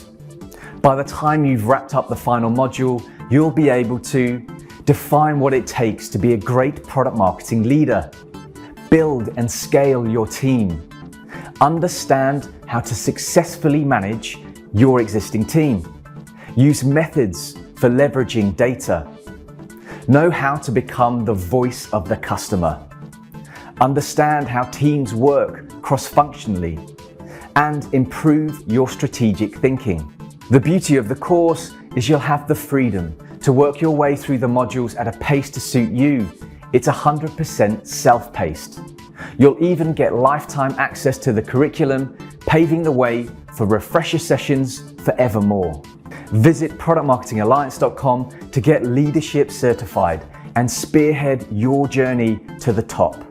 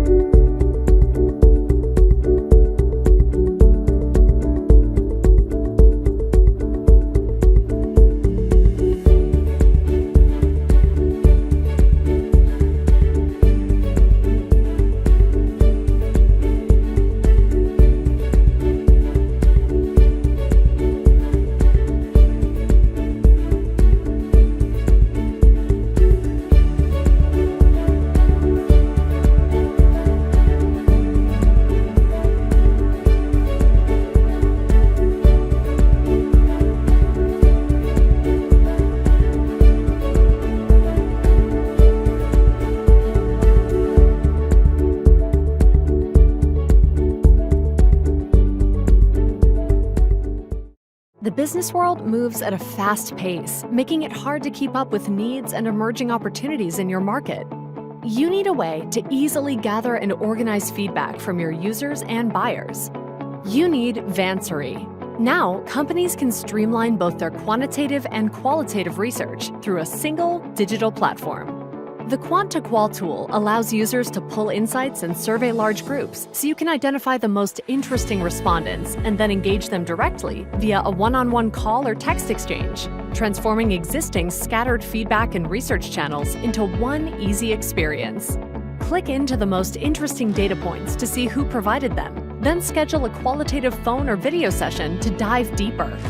Vansery's platform allows you to engage your market through user feedback sessions, buyer interviews, or large surveys, in whichever sequence best suits your needs. If you're ready for a better research experience, you're ready for Vansery. Request a demo today. Hello, and a very warm welcome to the Masters of Product Marketing Summit. We have an awesome lineup of leadership-focused content for you to enjoy this week. But before we dive in, I just want to say a huge thank you to our sponsors, partners, speakers, and you, our lovely audience, for making this event possible. With expert presentations and specialist talks on the agenda, you are in for a real treat today. Please ensure you are sharing your feedback and asking all questions in the comments section of the video, as our speakers will be answering them throughout the day. After the event, a great place to continue the conversation is in the PMA Slack community. If you aren't already a member, hop on over and come and join the discussion. And if that's still not enough, then why not become a PMA Pro member and benefit from unlimited access to exclusive templates, frameworks, and our entire library of videos and slide decks from all our events. So with all that to come, let's dive right into the next session.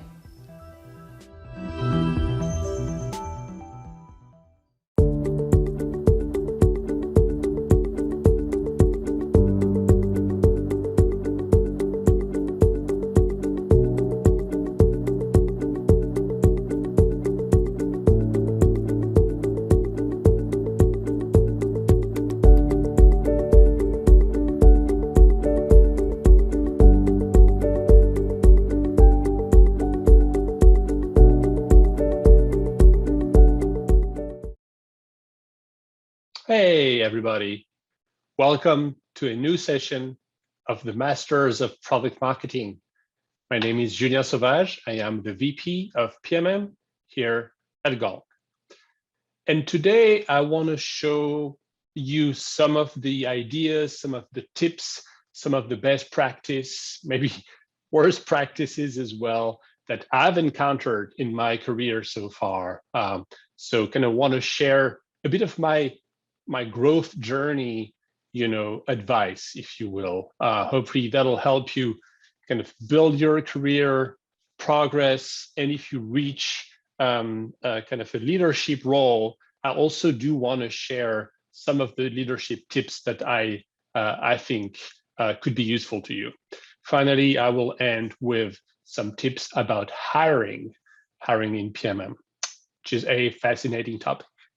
All right, so let's dive right into this. Just one quick slide, because this is all remote. So if you don't know me, few fun facts about me. One, I delivered my second baby in a car, so that was kind of wild. 3 years ago now. Adrian, he's 3 today. 2, I live in San Francisco, but I am French.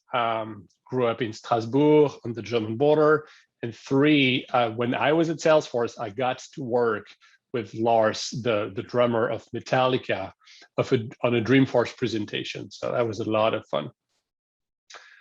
Cool. So now that you know a little bit about me, let's take a look at those 3 things. And I will start with the career progression. When prepping for this, I kind of wanted to, make that really actionable. So many times do we hear, like very theoretical things about how to grow and advance your career and whatnot. So I tried to really break it down into a few steps for you. I hope some of them are helpful. So the first one is really the beginning. And then I will have one slide for each, of course. The second step is how can you find your groove in PMM? The third one becomes how to learn and best learn from your mistakes. The next one up will be about flexing some of those PMM muscles. Get to that in a minute. The next one is about measurement and how we always and constantly as PMMs need to measure. It's not just for demand gen type of roles. PMM needs and has to be measured along the way to show the business impact. The next one is learn the frameworks and then share those frameworks, leverage some of them if you will.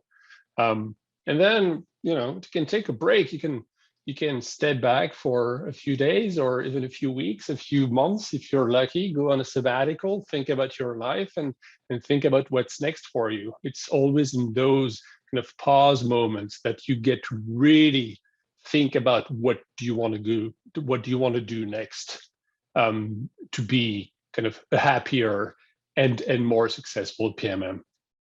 And then repeat but change things up would be the last step. Cool. So if you're ready, let's go ahead and take a look at step one. Step one is once upon a time, there was a product marketer. I think a lot of us came to realize that we came to product marketing from a non-product marketing background, right? Some of us come from sales. Some of us come from product, from marketing, from consulting, from product management sometimes. And I always say, and I think I said that at a previous conference here at PMA, use that background. Think about what your edge is, right? Don't lose sight of where you're coming from. And the example for me is I have a data science background. I'm actually a math guy. It's kind of hard to believe, I guess, today, being a fluffy PMM. Come from data science, come from pre-sales. So I would always kind of like use that really technical background to really go deep into product and understand the product and really tie those strong relationships with the product teams in AI. And of course, then with sales, and I would be really trying to help with sales calls and roadmap stuff. But I wasn't sure what storytelling was about. I got to learn on the job, right? Same with brand and demand and positioning and whatnot. So first advice, you always start from somewhere. Keep that somewhere in your mind. It's your edge. Okay, step two is about finding your groove, right? There's a ton of frameworks about positioning and messaging and strategic narrative, and some of those frameworks happen to be found here at PMA, and they're awesome. Okay, I love those. We all need those. Don't reinvent the wheel. But at the same time, not every PMM should stay within the messaging kind of box. I think, what do you take your sweet spot next? What is your differentiation? Do you want to be, okay, every PMM should be good at messaging or strong at messaging, but are you gonna specialize in more customer facing type of stuff? Are you a demo type of PMM? Maybe you have really good relationship with sales, and so you should kind of lean towards the enablement kind of side of the house. So there's so many ways to kind of settle in, going to find your groove and feeling comfortable, right? The next one is learning from your mistake. At that point, you would have had a few months, maybe a few years of delivering stuff, delivering programs and content and assets and product launches. And guess what? Every time you do that, well, you make mistake. I mean, I made mistakes, so many mistakes. Everyone does, and it's okay. What is not okay is to be in denial and to not try to learn from them, right? And so I just listed a few kind of typical mistakes here. And I'm sure a lot of you would relate to those, but you need to really, at the end of each program, do your, I hate postmortem, but do your lessons learned and do your debrief with your cross-functional partners and really learn from the mistakes and the wins that you saw on that specific program. The next step is kind of flexing the PMM muscle. So I think at this point, you've kind of found your edge, your groove, you started learning from your mistakes. It's the time to go a little deeper and also a little broader. And I think there's multiple ways to do that. So first off, functional areas, right? Think about the ones you haven't explored. Have you done messaging? I think so. Have you done analyst relations or press public relations? What about adoption marketing? What about the inbound side of product marketing, working hand in hand with products and really kind of owning that market research portion? What about enablement and really owning that relationship with sales and with pre-sales and with CS? So that's one way to kind of start flexing your muscles, expanding, right? The functional area aspect. Another one that I really like is thinking about the metrics you've touched. Like I love as a hiring manager, I guess, I really love interviewing candidates who I saw have influenced more than just the traditional pipe and ACV. Of course, pipe and ACV are kind of the king metrics of PMM, but it's not only that, and I'll get to the measurement aspect in a moment. So think about the other metrics you want to touch, you want to influence, and then you can put that on your resume, and that will show the breadth again, as well as the depth. I would say learn from others, see what others are doing. Sometimes we all get into our little bubble, right? It's like, oh, I own product launches or I own adoption, whatever. Like always, be interested in what the others on the team are doing. Try to learn from them. Have a coffee chat every now and then and learn from the pricing person or from the product launch person or the thought leadership person. How do we tackle those programs? Maybe even talk to your mentors if you have mentors. If you don't, well, you should, right? Mentorship is awesome. So I think there's a lot to be said about learning from others to kind of expand and flex your muscles. So one quick step about measurement, a good old, how do you say in English, adage, I think you say, or saying, which is if you can't measure, you can't improve. Duh. So I do think that marketing is oftentimes viewed as the lead machine, right? Or the MQL SAO machine. It is true, but it's also limiting. I think the beauty of marketing is that it potentially touches every key KPI that truly describes how companies run their business from the top of the funnel to the bottom of the funnel, pre-sales and really customer journey, customer adoption and experience type of stuff. And so that's a double-edged sword, right? Because that means that in PMM, there's so many KPIs we can influence. But at the same time, you don't want to be seen as going after multiple KPIs that have nothing to do with one another. So pick your battles, pick the top ones you feel like influencing today. And then the next step of your career, you'll be like, okay, product adoption, done that, and win rate, done that. Really, I need to go back to top of the funnel type of metrics. So that's a good way to, I guess, change things up, have fun in your day-to-day, and really own some of those metrics at any stage of the funnel. The thing I'll say, and I always say about metrics is, and I'm sorry if it's a little cliche, it's you report on KPIs not to make your boss happy. You report on KPI to collaborate and communicate across teams, PMM being, of course, one of the most highly cross-functional functions within the org, but also you report on KPIs to act on it.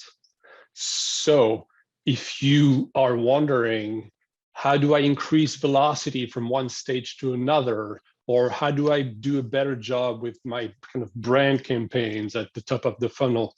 Track those metrics. Sorry, it's a little duh, but think about the actions you need to take. And from there should come the reporting structure. I mean, the metrics structure, not the other way around. It's the willingness to act that dictates the data that you report on, and not the other way around. Cool. I think I'm almost done here with this, and this is by far the longest chapter of the 3. So bear with me. We're almost there.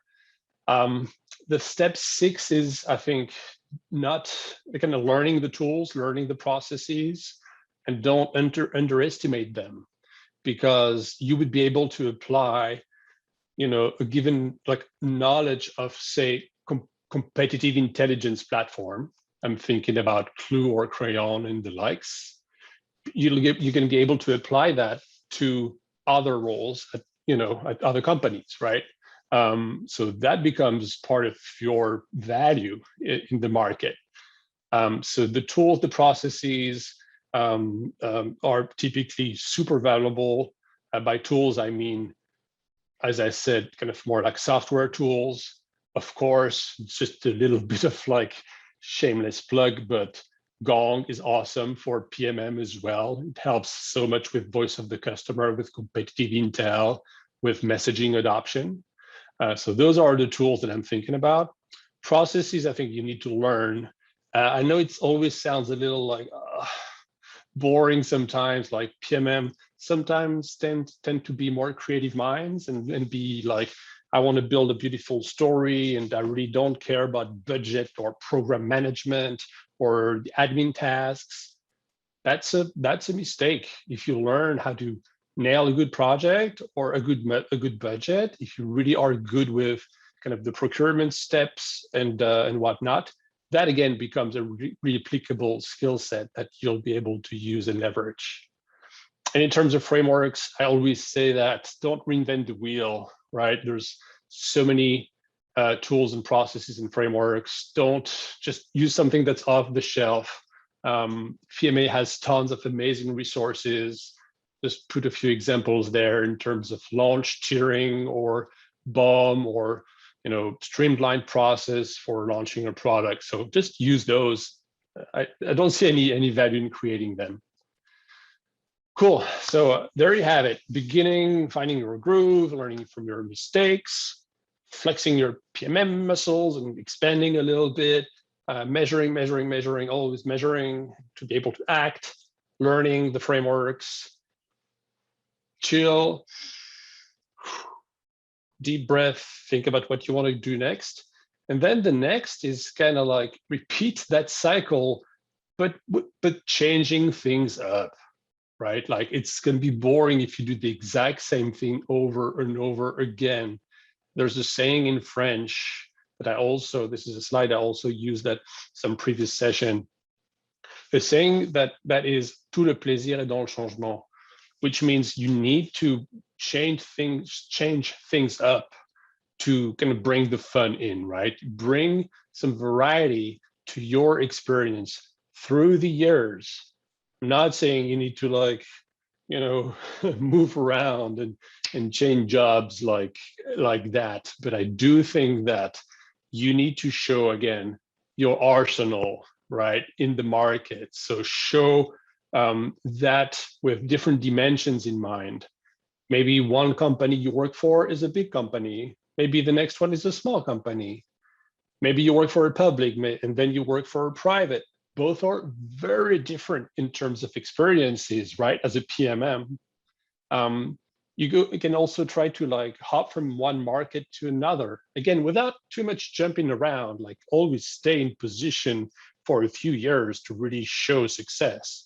But if you go from, like, say, the IT buyer to the sales tech market, that shows the diversity, right? And your ability to like adapt to the persona and to the market. Another one I like to say is certain companies are very sales-led, others are more product-driven. Maybe it's good to bring some variety there. Certain companies, at least B2B, sell to upmarket, others sell to commercial, others sell to everybody. So again, think about who the buyer is, the segment, what teams would you be collaborating with at a cross-functional level. So there's so many ways to bring the change, to bring the variety into your day-to-day PMM life, which is why I like to say, tout le plaisir est dans le changement. Cool. So that was long. I hope not too long. I hope you're still with me. If you're not, wake up. That was career progression in 7 steps or whatever, 8 steps. Can't count anymore. 1 slide on leadership and 1 slide on hiring philosophy, and then we'll wrap. Cool. So there's, I think, of course, there's more, but those are the ones I could, think about when prepping for this PMA session today. Those are the tips that are completely non-negotiable. If you start managing a team of 1 or a team of 100, these are the 5 things, most basic, apologies if they're too basic, things that you need to always, always, always keep in mind. The first one is the team structure, the org design. Never-ending debate, right? Do you align by product? Do you align your team by segment? Do you align your team by function? Do you align your team by whatever? I'm a firm believer of course, it depends on the size of the team, but I would say for at least teams of less than 20, 25, 30 people, love aligning by function. So function being messaging, top of the funnel, an enablement PMM pod, a demo PMM pod, a customer marketing pod if you're so lucky to have customer marketing on the same team as PMM, which is my case here at Gong. Of that really creates the alignment. So think about aligning by function first. Why? I think it's the best way to play with the strengths of each individual. Like it's easy to learn a new product, right? But if you're good at messaging, it means one thing. It means that you have a creative mind, an eye for design, you're good at managing stakeholders, and you just like building messaging docs and slide decks and telling stories. And that is a trait. Like not everyone will be good at that. Or similarly, if you're good at, and if you're technical, then you should be a demo type of PMM, right? So I really believe that every PMM needs to know about the product with different levels of expertise based on the background, but try to align the function with the person's strengths at hand. The second one is completely duh. I apologize. Helping your team grow, completely non-negotiable. Sometimes we think about ourselves as PMM leaders. It's never about ourselves. It's always about the team. We always support the team. If there is something that was not done well, it's not their fault. It's your fault. Well, there's no real fault anyway. Never do the finger pointing thing. But like you have to have your teams back all the time. People look at you, look you up to be able to learn, to grow with new experiences, with new learning paths. And I really believe that every PMM is every PMM leader has to love just nurturing learning for people, looking for new experiences, looking for stretch goals.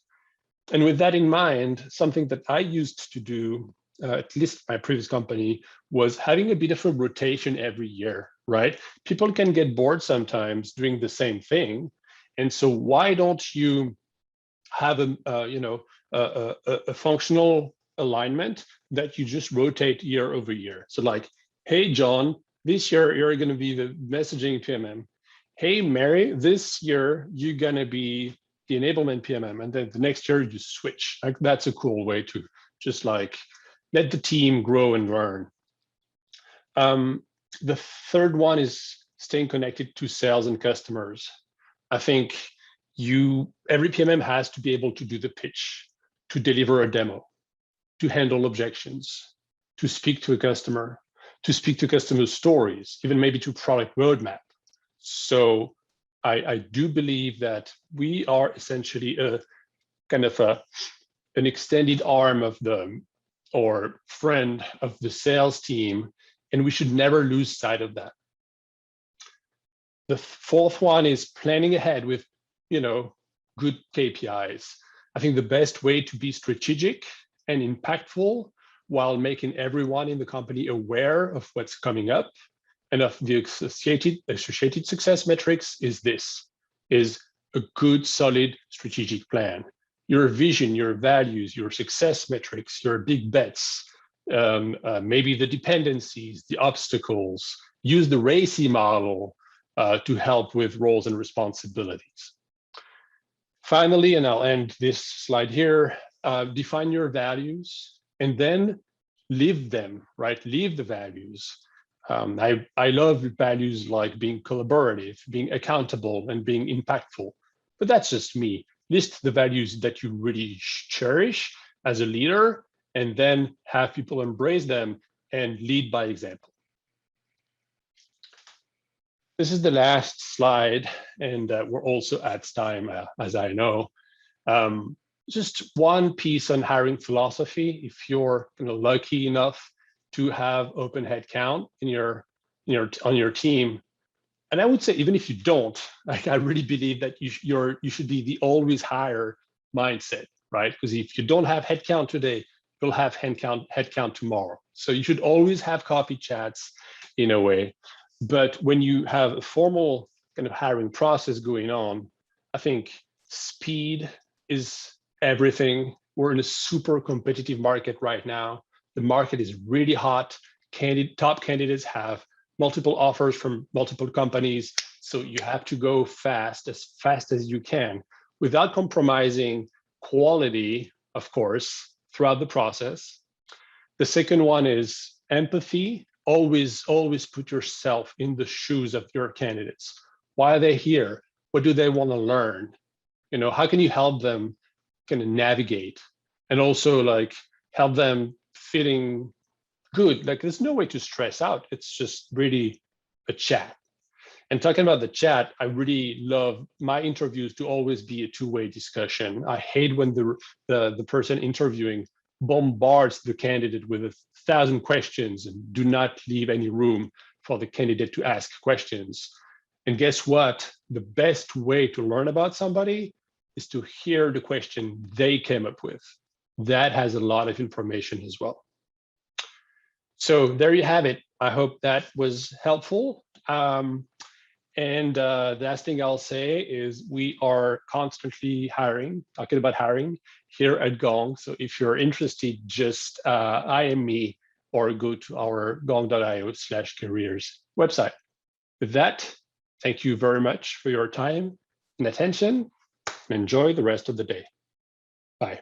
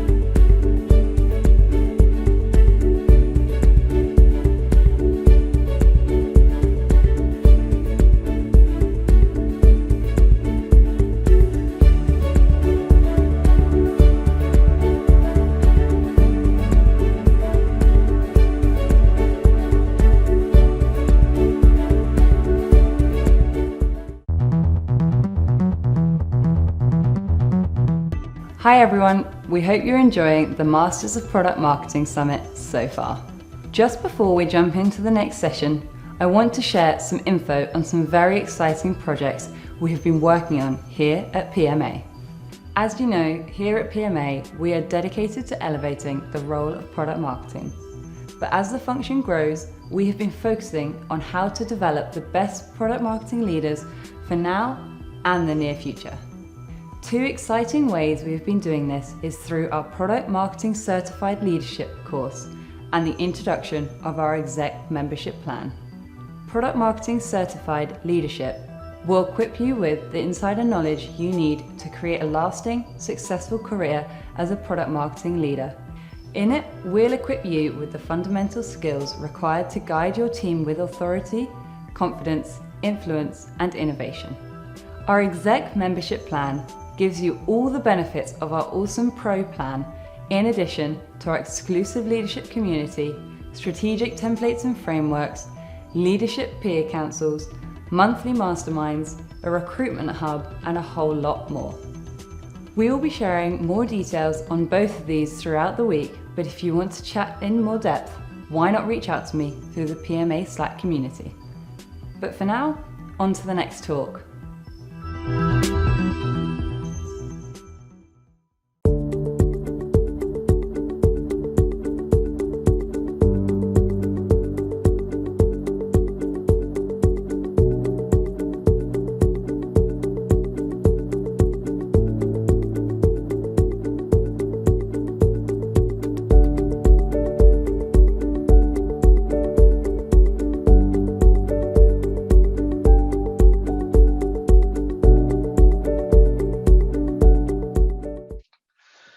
Thanks everyone for joining us in this discussion of how we show value when you're the first marketing hire at the company. It is a hard job to be the first marketing hire. It's like you have to sort of promote yourself internally and then also approach yourself externally and get external results. It's something between strategic and tactical you gotta work on. I always think of it like you're on a moving train. The train is moving along and you gotta keep building a new car as the train is moving. So you got to do both at the same time. So joining us in this discussion are two experts in product marketing and marketing, and I'll have them introduce themselves. Vijay, you want to start? Yeah, thanks, Keith. Thanks. Hello, everybody. Thanks for joining this session. Really excited to share my experiences. My name is Vijay Shankar. I'm the Vice President of Product Marketing and Growth Marketing. That's at Unifor. I've taken on growth marketing only earlier this year, but my pedigree is mostly in product marketing for the better part of the last 15 plus years. So I'm really excited. My company is Unifor. We are based in California. We are really in the conversational AI and automation space for the contact center. Great. Thanks, Vijay. Baz, want to introduce yourself? Yeah, sure. Thank you, Keith. So this is Baz. Speaking from the heart of from Amsterdam. I think 12 years ago, I fell in love with marketing when I saw Don Draper pitch the Kodak carousel in the series Mad Men, and maybe you've seen it, but it was absolutely great storytelling, and it inspired me to move forward. Since then, I've been working for 4 different B2B software startups, all marketing leading roles. And currently I'm the head of marketing at Data Snipper, which is an AI driven automation company transforming audit firms like Deloitte, KPMG, and the likes of those. Great to be here. Thank you. Oh, great. Hey, Baz. So I'm introduced about. I'm Keith Lamb. I'm currently the head of product marketing here at DeepGram. We are an AI speech recognition company. I guess we're all AI kind of people. I started product marketing at 4 different companies, and I absolutely love the aspects of sort of creating something from nothing, or putting order from chaos kind of thing, right? So I think our panels are the same way. So let's get started with some of the first questions about this. So when you go into a new company, what's the first thing you feel you need to do or focus on? Vijay, I want to start with you. Yeah, so good question. So most of my companies, only the recent past, I've been were the first, one of the first product marketing hires. So at Unifor, I was the first product marketing hire. I joined about a year and a half back. Obviously now I have the team and I have obviously expanded portfolio. So when I joined about a year and a half back, I mean, fortunately, I knew the space very well. I've been in contact centers on and off for the better part for the last 16 years. So I think that part was easy. I think the first part was just to assess and learn, what exactly has happened from a pure marketing standpoint. Learn the nuances of the product specifically. Learn basically about what the salespeople are currently experiencing and how they're positioning their products. Learn obviously from the CEO as well as the management team in terms of what the vision is and what they think is a vision. So I think it's the first part is mostly focused around that. Really trying to learn and assess where things are before trying to come and offer your ideas. So I think that's what was my primary focus when I first joined the space. And obviously the advantage I had, the advantage in this company of knowing the market pretty well. So it is not really, kind of trying to learn the industry and learn the market. But as in the previous company when I joined, it was an entirely different space. I also had to factor in learning the industry, the nuances, the personas, how they're different, and how they're different from where I normally come from. So I think that's what I would categorize specifically as in terms of the first steps when we're taking on as a job as one of the first product marketers. Baz, what do you think? Yeah, I mean, I think I sort of want to build on the story there. And I've been working for very early stage startups. And I think, the founders, have been playing a very important role in sort of the first steps of that company in terms of, their vision, the energy they have put in the company, but also in the product, their knowledge about the customers, the market, and how the product is delivering value to them. So yeah, I mean, if you're the first product marketer, definitely when you start, I would just, listen a lot to these guys.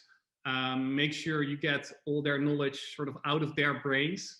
I think that's sort of one of the first things if you want to scale the company but also the product marketing team, get the knowledge and put it somewhere on paper. For example, here at Data Snipper, same story. We've set up like a Notion page. It's sort of a wiki where you can just document things. And one of the first things we did is sort of building like a messaging library where we just documented what are the use cases that we focus on, what value do we drive, what are the benefits of the features, what features contribute to what use cases, and just, mapping it out and documenting everything, and then align with the founders like, hey, is this, what's in your head, and is this what you mean? Especially when you're going like forward and you start running, I think it's very important that you're really, really aligned on that. And then I think as a second step, I would just start implementing that new messaging and basically all the materials that are currently there. And if they're not there, start creating those new materials, like update, very practical, like update the sales deck, update your data sheets about the product. If you have customer success stories, make sure the new use cases and the messaging and the value, the benefits are all sort of implementing those case studies as well. And I think first priority is just to enable sales, help them, with the new story to help them sell the product. And I think as a third step, maybe to mention, it depends a little bit on the company and how big your user base is. But I would definitely help also with setting up a knowledge base for the user group. And sort of connect that knowledge base with the use case if you have defined in that messaging library, and connect it also to the knowledge base, and just write articles how to perform those use cases with the product features that you're offering. And basically then, from the first reach out to, sales explaining how everything works, to helping users understand how the product works, it's just all aligned. And I think for a first stage startup, like that messaging library is like sort of the Bible and the base of a product marketer to work and to build on, basically. I think that would be, for me, that would be very important to start with. Yeah, playing on with that, it's like building that messaging language. Sometimes, I've come into startups. I usually come in the growth phase, and sometimes I don't even know what a product is or their market is, right? So you almost have to like sort of corral all the knowledge within the company. Say, okay, what do you call on a product? What market are you going to go to? What have you won on, right? And then try to build that message around all that stuff, right?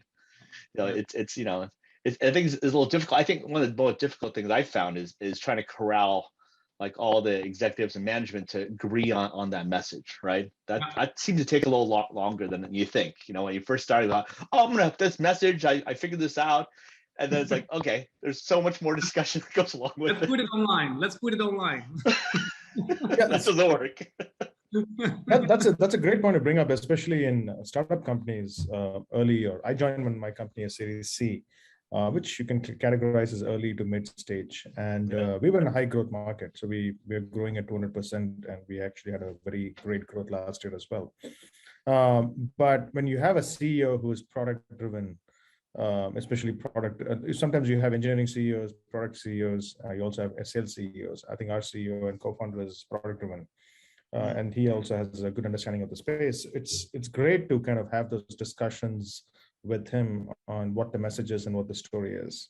And I think that's extremely critical to what I think both of you mentioned over here, is to get the messaging in place. I think obviously when I talked about, the first step is to learn, you're also trying to assess in your head what are the priorities, because one of the critical things as product marketing is you get pulled into 25 different directions, and everything is a priority, everything should be done day before yesterday.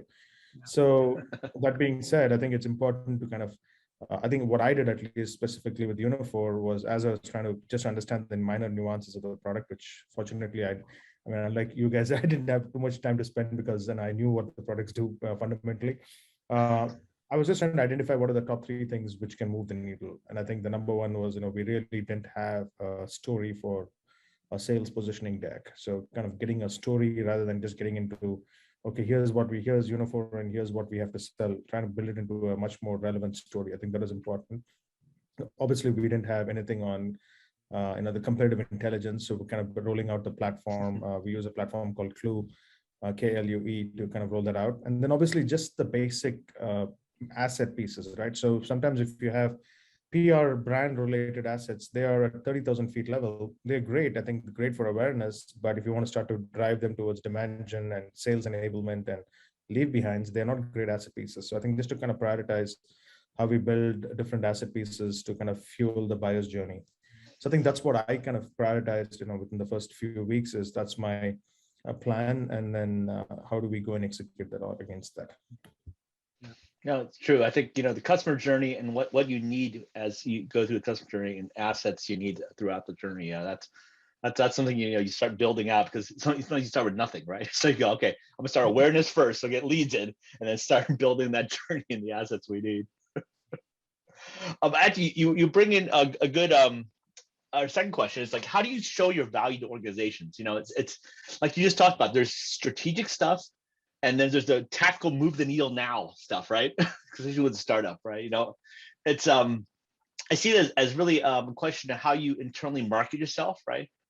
For me, is when I join startups in growth phase, I always look at product marketing and the company as like awkward teenage years. The organization might not know where they're at. They're kind of uncomfortable. They don't know the brand. Their personas are not quite there. They don't know where the ultimate market's going to be, right? So you focus on both those, right? You focus on tactical and the strategic. So it's like, so on the strategic side, let's start with the strategic side. The Baz, when we get in there and you start the strategic side to show your value, move that needle. What do you think is some of the things that you need to do first? So shall I go first? Yeah, you should go first. Go first, Rob. Go first. I think strategic. If you think about product marketing and sort of, I think the main goal of product marketing is to show value to the outside world. What value is my product delivering? And just taking the first step in sort of showing that value, but also showing the value to the team, because I think as a product marketer, if you can show the value to the outside world, but also to your internal sales team, for example, that will just build confidence, and they will just, be more I don't know, that they will negotiate better if they know there's dollars in return for every product that's being sold for the end user. I mean, that will just boost confidence, right? So, we've been talking about the messaging library and all the use case and the benefits and the value, etc. I mean, then I think as a second step, I would try to sort of build or try to figure out, how to calculate the ROI for the customers, and sort of focus your ROI calculator around the use cases that you're implementing, and then just per use case, like, hey, how much time is the customer saving? How much money are they, saving by using the product? And then I think how to promote yourself. There are simple tools out there where you can easily sort of put like an interactive calculator on your website, like make it very visible. And then if you connect that, for example, with your CRM or with your marketing automation tools, every time there is a prospect or a customer out there that fills in and submits like a new calculation, like, $1 million saved by using the product, you could do like really smart internal notifications to the main stakeholders in your company, like, hey, a new calculation has been submitted. This is the total savings potential, et cetera, et cetera. And every time a sales leader or a customer success leader, receives a message like that, it's like, yeah, this is the value of our product. I mean, well done, product marketing. I see it. I see the dollars in front of my face.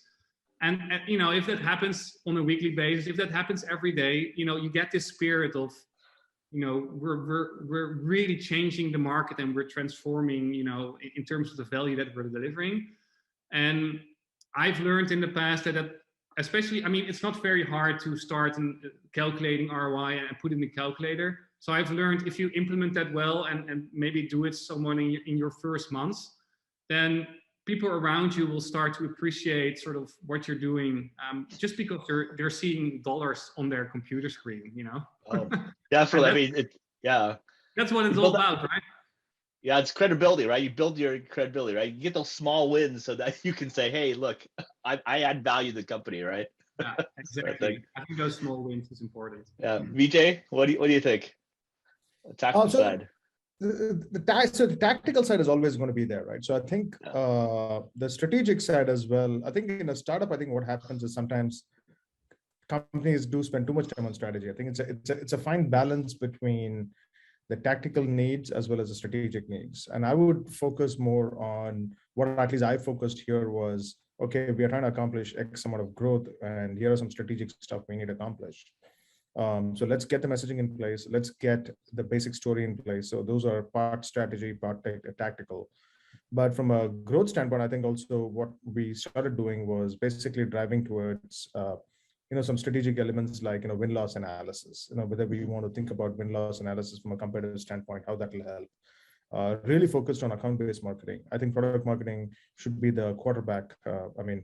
Or I would say center fielder, since we have an Amsterdam person in this call, I'll say center fielder in soccer, in terms of a center forward, I would say, center forward in soccer, in terms of what they should be doing to drive account-based marketing, because the message for each of the accounts and the strategy, how it drives demand gen should be shown coming from product marketing. I think those were some of the strategic elements which we accomplished over here is, what is the overall message? How does it fit into the overall story? Think about it, not just right now, but maybe 1-2 years down the road. Tactically, how do we accomplish that with the sales stories, the content, what's required? And then from a competitive lens standpoint, what are the strategic elements you need to take care of to help your analysis and your growth? And then lastly, for the growth pattern is to drive the account-based marketing. So I think that's how I kind of categorized specifically between strategy and tactical. And I think I just do want to also mention that Keith, you brought up a good point about, okay, how do you show your value within the organization and credibility? I think once I think that there are two ways, I think at least which work for me. One is being accountable and delivering results, right? So effort is fantastic, but it's all about results. Results matter. I think if you're accountable, if you're responsive, and you deliver results, I think for the different constituents, whether it's sales, whether it's your executive team, whether it's product management, then that will really help in terms of establishing credibility. Second is having a point of view. having a point of view, especially if you're being hired as an executive. So in my case, I was hired as a VP. So having a definite point of view, even with your founder CEO, I mean, it's important to share your point of view. You may or may not win, or you may or may not, go. I mean, the CEO the co-founder or CEO or the founders may or may not agree with you. But the point is, it's important to at least have the debate and conversation. End of the day, I mean, in my case, there was instances where I was able to convince on certain elements, and there were instances where I was not. And I think and rightfully so, I think my CEO actually had a better point of view at that particular point, depending on the instance. So I think it is great to have that point of view across not only your CEO, but also your CPO, your head of sales, and CMO as well, and push back as required if you have a valid lens. And it's always important to say that. And end of the day, whatever we agree upon is a right course for the company, you channel your forces behind it. So you win some, you lose some. I wouldn't say you lose some, you don't win some. But ultimately, if the objective is for the company's good and the company's growth, and if you as an executive are able to provide your point of view, I think that really helps you build credibility as well. Because then you're not just a follower or doer of things, but rather you're really building up your executive presence and doing what the company hired you to do. And that's a great point. It's like, you can take all the standard things we need to do as product marketing. I'm building up data sheets, I'm building up, case studies, and building out, competitive analysis stuff. But you have to have putting all together and actually have a more strategic point of view. We should go to this market because of these reasons. We should, get out of this market, which may be not a popular view because our differentiation is not there, right? So I think that's very important. I mean, Baz, what have you experienced with that? I mean, on a bigger picture, for example, one example is in one of the software companies I worked for, we had a lot of global sort of big contracts that were, so the contracts were sort of already negotiated, and there was like a master contract, and then all the different firms around the world could just, hook onto these contracts for a sort of contracted price, basically. So the game was to, of course, expand within those firms and hook everyone to those current contracts. But of course, as a startup, you always underprice yourself. So there was like a really difficult position, like, how are we going to sort of scale the revenue growth, and how are we going to, I don't know, like increase pricing and just, grow faster. And so one of the things we did is, we started to package our product, like package features in different sort of add-ons, and we've put that on top of the platform. So we looked really well to sort of what packages can we build based on the features that we're offering. Do these add-ons deliver value on itself? And by putting that in the market, and it helped us sort of extending the current contracts, and it really enabled new growth for the company. And aligning also with the story from Vijay, challenging the CEO or the product managers to build new features that help with this. I think also it's a very important role of product marketing. Yeah, I think it also leads to, I think you guys are talking about is testing, right? It's, don't be afraid to test, right? Do something different, and do, I think someone said, test fast, fail quick, and move on, right? So, some things that as you come in, don't be afraid to get a position and I think test it out, right? And test it out small, test it out, on a certain vertical or a certain area. And then if it works, then you have credibility to continue on that path, right?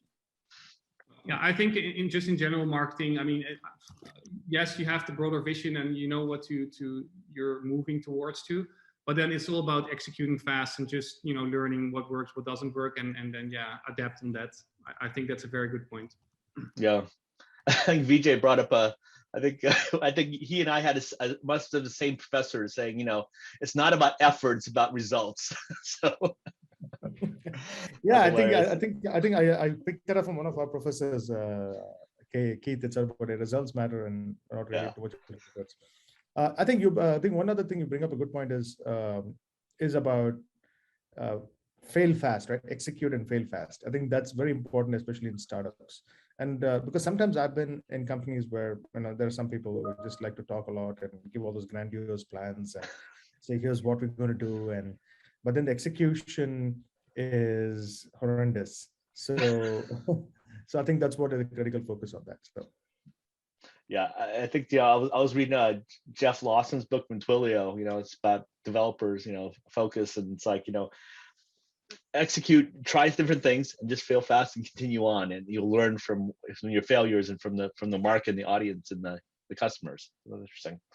So thinking of failures, so if you first start, what are the pitfalls you should try to avoid, right? Let's see if we tell our audience, what have we gone through that maybe you shouldn't do that. I've had enough cuts, scrapes, and bruises from some of the startups I've been in. So Baz, we'll start with you. What do you think? Maybe you shouldn't do first. Okay, well, thanks, Keith. So I think I'm just going to introduce this with a short story about sort of my biggest learning from the couple of years, and probably also my biggest pitfall. I think it can be described by a quote. I think it was from Microsoft ex-CEO Steve Ballmer, and it goes, "Sell what you build and build what you sell." Probably heard it before. It's anyway. So in 2018, I was the VP marketing of a software company, US based, and we sold a very complex IT monitoring platform, and we basically monitored all the other IT monitoring tools in the market by integrating, their data in our platform. And, we visualized all the dependencies in the IT environments, and we used AI to sort of detect and prevent IT incidents. I mean, that was sort of in short, what we did. And from a product marketing perspective, I mean, especially like 2018, 2019, the whole hype cycle of AI was really booming, and it was just going sky high.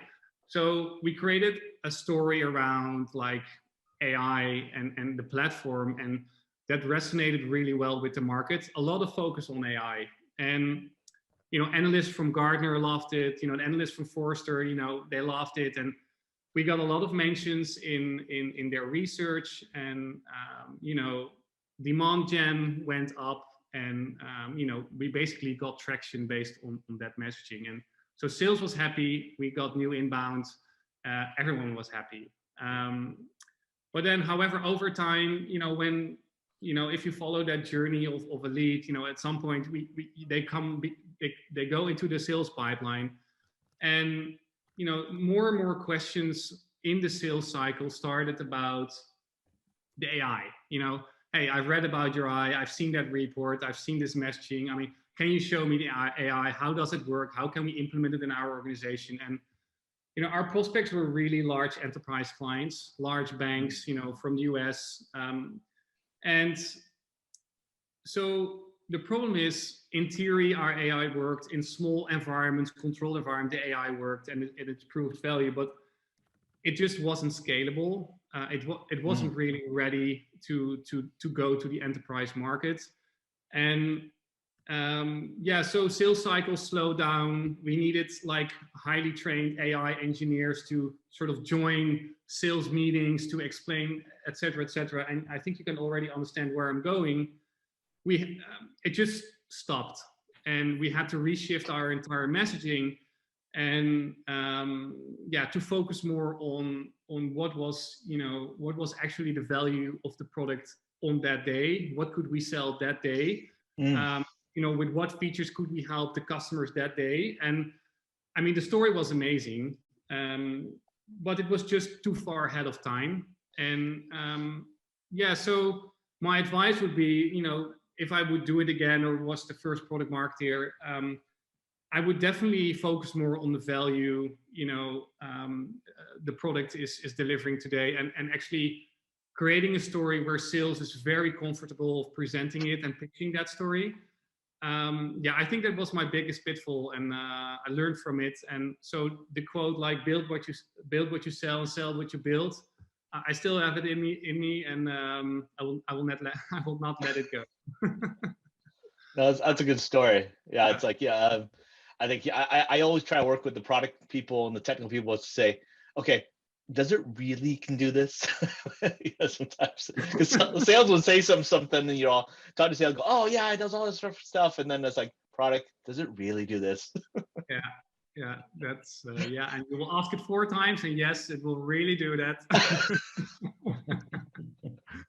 Yeah, no, but basically, I know. So that's yeah, that's the story, and so yeah, I'll just keep as close as possible to what's currently being delivered, and yeah, and just ship that to the market. And I think it sounds like very logical, but especially when you're a startup and you live in this bubble of excitement, and we're the greatest, and we can do everything, and like, yeah, let's put it out there, and then boom, a couple of months later you're stuck. So yeah. That's a good story. Yeah. VJ? So on the pitfall, you mean the pitfalls? Yeah, pitfalls. What do you think we should avoid? So pitfalls, that's a good question. So I don't really have a great story like what Bas just mentioned about a pitfall. I think the challenge always is, I think it happens in every company, is you can't really depend on when the product features are actually available. I think it's the job of product marketing to clear the forest, as I would say, or clear the trees for the product management team and to sell, because because there's always a sales cycle involved. There is always a marketing cycle involved. So you can't really wait for the capabilities to be announced in this roadmap 2.5 in October and then market it after that. So you have to have that balance between how far ahead you can look at the same time, because you always know sales is going to add extra color to it in spite of whatever, you try to be a little bit more guarded.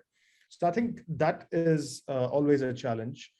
So I think it's important to balance, I would say, both from a marketing angle as well as from a product angle on what realistically you can look ahead. I would disagree that you have to just go and market what we have.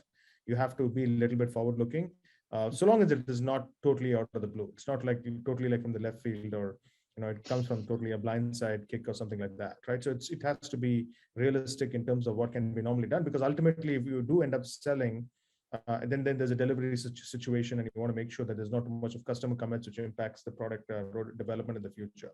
So I would say the common pitfall is setting the right expectations and also having a point of view in terms of how we can market going forward. And that's pretty much the way we have done it. I think the biggest pitfall I've ever been a part of happened before I joined, and it's about having asset pieces which have communicated certain values, not in this company, but in some of my previous companies where we've had asset pieces, where it communicated some value which is not really accurate, and then it's already been sold. And then once it's in the market, in spite of how much ever you change the slides and you change everything, once it's in the hard drives of your salespeople, those I would call rogue slides would never get away, and it's impossible to get them away from the system. And that happens in every company, and just part of life. You just have to deal with it. Ultimately, they've already duplicated 5 times. Yeah, you still find. I mean, I still find slides which are in 2018 or 2019 footer right now, which drives me crazy. We are already in 2021, so all in small things, right? Like, guys, go and change. We have the new template out. Go and change. So I would say those are the pitfalls. I would say. Second thing is, I would say a common pitfall normally happens is if you don't have a good understanding and grasp of the market as a product marketer. So fortunately, it's not really happened for me. In the sense where I've not had a good grasp. I would say I've not had a comfortable grasp of the market. That's for sure. And I think those companies, you probably want to decide if that's the company for you or that's the space you want to be in for the long haul. And if it is not, then you want to just move back to where you think you have a good grasp of the market. The reason being, having a good grasp of the market ultimately helps you become a better product marketer. And sometimes, there might be nuances where it's not there for you. It is just not for you. And that's okay. And I think if the sooner you realize that, I think you can quickly make a decision in terms of getting back to a space where you actually think is exciting as a product marketer and you can truly add value. Yeah, I mean, it's interesting. I might disagree a little bit about that, VJ. I've done in different industries and stuff, and a little related. And I also tend to kind of person you are. I think it's if you have a passion for the market or a passion for the technology, I think you have this growth mindset that you will understand it much quicker. And I must say though, Like I enter a new market or enter new technology, and I get this, I feel like, after a while I get this 80% level, and I go, well, I think I know enough, but you don't, right? And then like you said, the nuances might, I don't know, pinch it in the where. So it's like, you got to keep going, right? Never stop learning about that market is another thing. Yeah. Right? It's like just continue on and on and on. I think having a growth mindset and then try to just keep learning on that is a big thing. Yeah. I mean, for me, yeah, go ahead. Sorry, so just to kind of close on, since you brought it before you continue, is that, yeah, it's not about, it's a passion has to be there. So I think I've been in different industries just like you, Keith, and in a couple of industries in the past, I don't think I had the passion.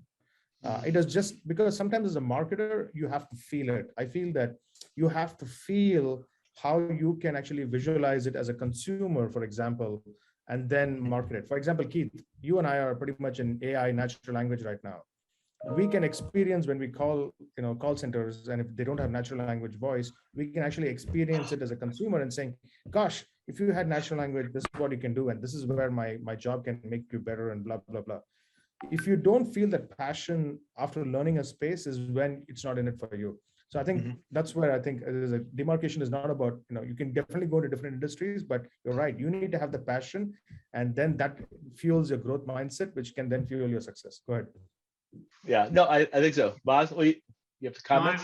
Yeah, I definitely agree. I mean, I have moments that you need to, especially if you're in a position, for example, also to talk about with analysts, for example. I mean, they're so passionate about their subject, and if you just can't level with them, you're pretty much gone. So yeah, they know, they feel it. They feel it. Yeah. So no, I totally agree there. Yeah, absolutely. So I think the last question is interesting. So this is, I think we touched on this a little bit. It's like, if you go back in time and say to younger PMM self, right, what should you focus on as you start a department or start that new place you're going at? What is like, what would you say to that younger self? Baz, I'll just start with you. Well, I'm still very young, so I'm just going to travel back a couple of years in time. A couple years, yeah. No, I'm just joking. I mean, I think I would say to myself to be more patient, to listen more to customers, to get more on calls with the users, with the end users, the people that really use the product, to learn from them. I mean, yes, founders have a story, the sales guys have a story, the product manager has a story, but in the end, I learned the most from talking to the end users and just writing their testimonials and references and just trying to put that information in a success story, for example. And I think, especially when, you're a first product marketer, you need to, we had the strategy executions discussion, but you need to execute a lot. There's just a lot of work to do. Like you told, the train is moving really fast. And I think, try to embrace just everyone that's around you. You can't do it yourself. Especially younger persons sometimes have the feeling they need to prove themselves really well. They need to think like, hey, I can do this. I don't need your help. What you see a lot with millennial type of persons.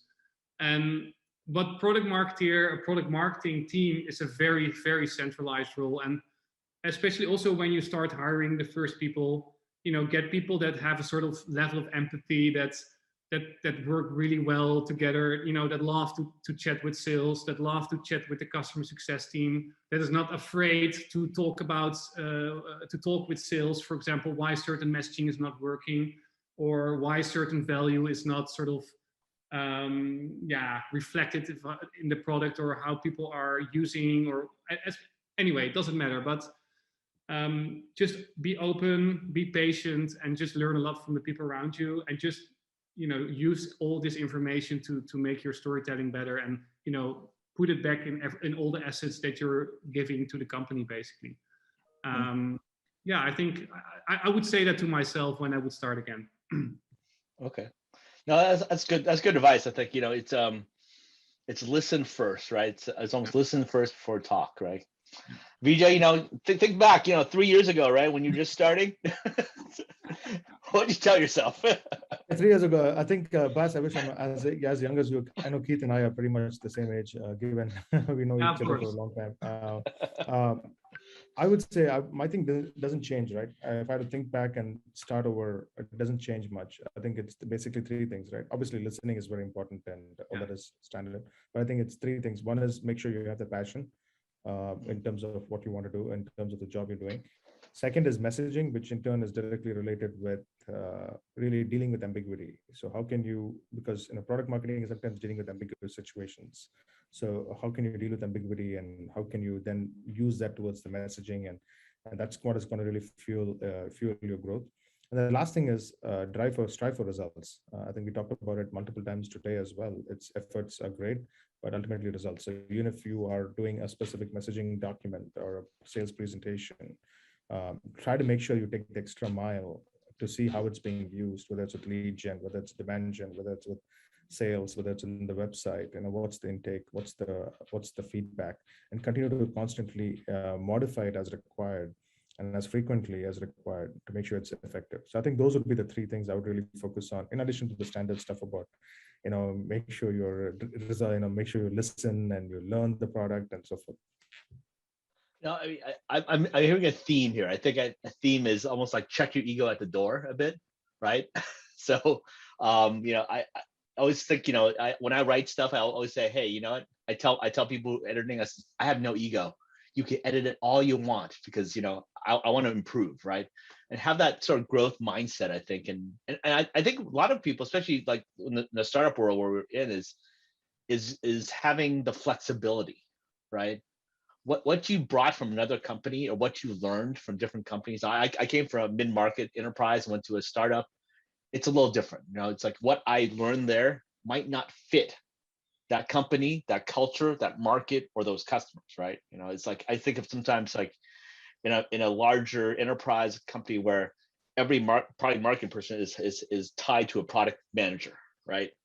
That might not work for other companies, especially with startups, right? Because you don't have the resources. You might have only one product. So I think you have to be a lot more flexible than you think you should. You have all the tools, you have a toolbox, but I think you have to sort of pick which tool you want to use depending on what company, that kind of thing. Yeah. Any closing remarks? No, I think this is fantastic. Great to share these experiences, and thanks for the opportunity, Keith, and to the Masters of Product Marketing Alliance, because I love sharing some of the insights just to help fuel the next generation of product marketers. I feel that product marketing, I'm not biased. I think product marketing is the most important marketing function, especially if you're in B2B tech. That is the most important marketing function, and I think there is actually a dearth of good product marketing talent. So if we can help share experiences and our knowledge to fuel the next generation of product marketers as leaders, it's good for us, because then you get higher quality people. So I look forward to connecting with you all through my LinkedIn. So yeah, and just to finalize from my perspective, I would say, for all first product marketers out there in startups or scale-ups, as Mike would say, just do it and get your hands dirty and learn from your market and improve from there. I think that's the growth mindset. Yeah, I love that. And I'd like to thank you, the Product Marketing Alliance. It's a great conference, and I've been attending sessions too, and it's like I learn. I keep learning. I love learning. So thank you for joining this discussion. Baz, Vijay, thank you for joining me in this journey today, and I will see you everyone later. And please, find me on LinkedIn and connect with us. Thank you. Okay. Thank you. The business world moves at a fast pace, making it hard to keep up with needs and emerging opportunities in your market. You need a way to easily gather and organize feedback from your users and buyers. You need Vansery. Now, companies can streamline both their quantitative and qualitative research through a single digital platform. The Quant-to-Qual tool allows users to pull insights and survey large groups, so you can identify the most interesting respondents and then engage them directly via a one-on-one call or text exchange, transforming existing scattered feedback and research channels into one easy experience. Click into the most interesting data points to see who provided them, then schedule a qualitative phone or video session to dive deeper. Vansary's platform allows you to engage your market through user feedback sessions, buyer interviews, or large surveys, in whichever sequence best suits your needs. If you're ready for a better research experience, you're ready for Vansary. Request a demo today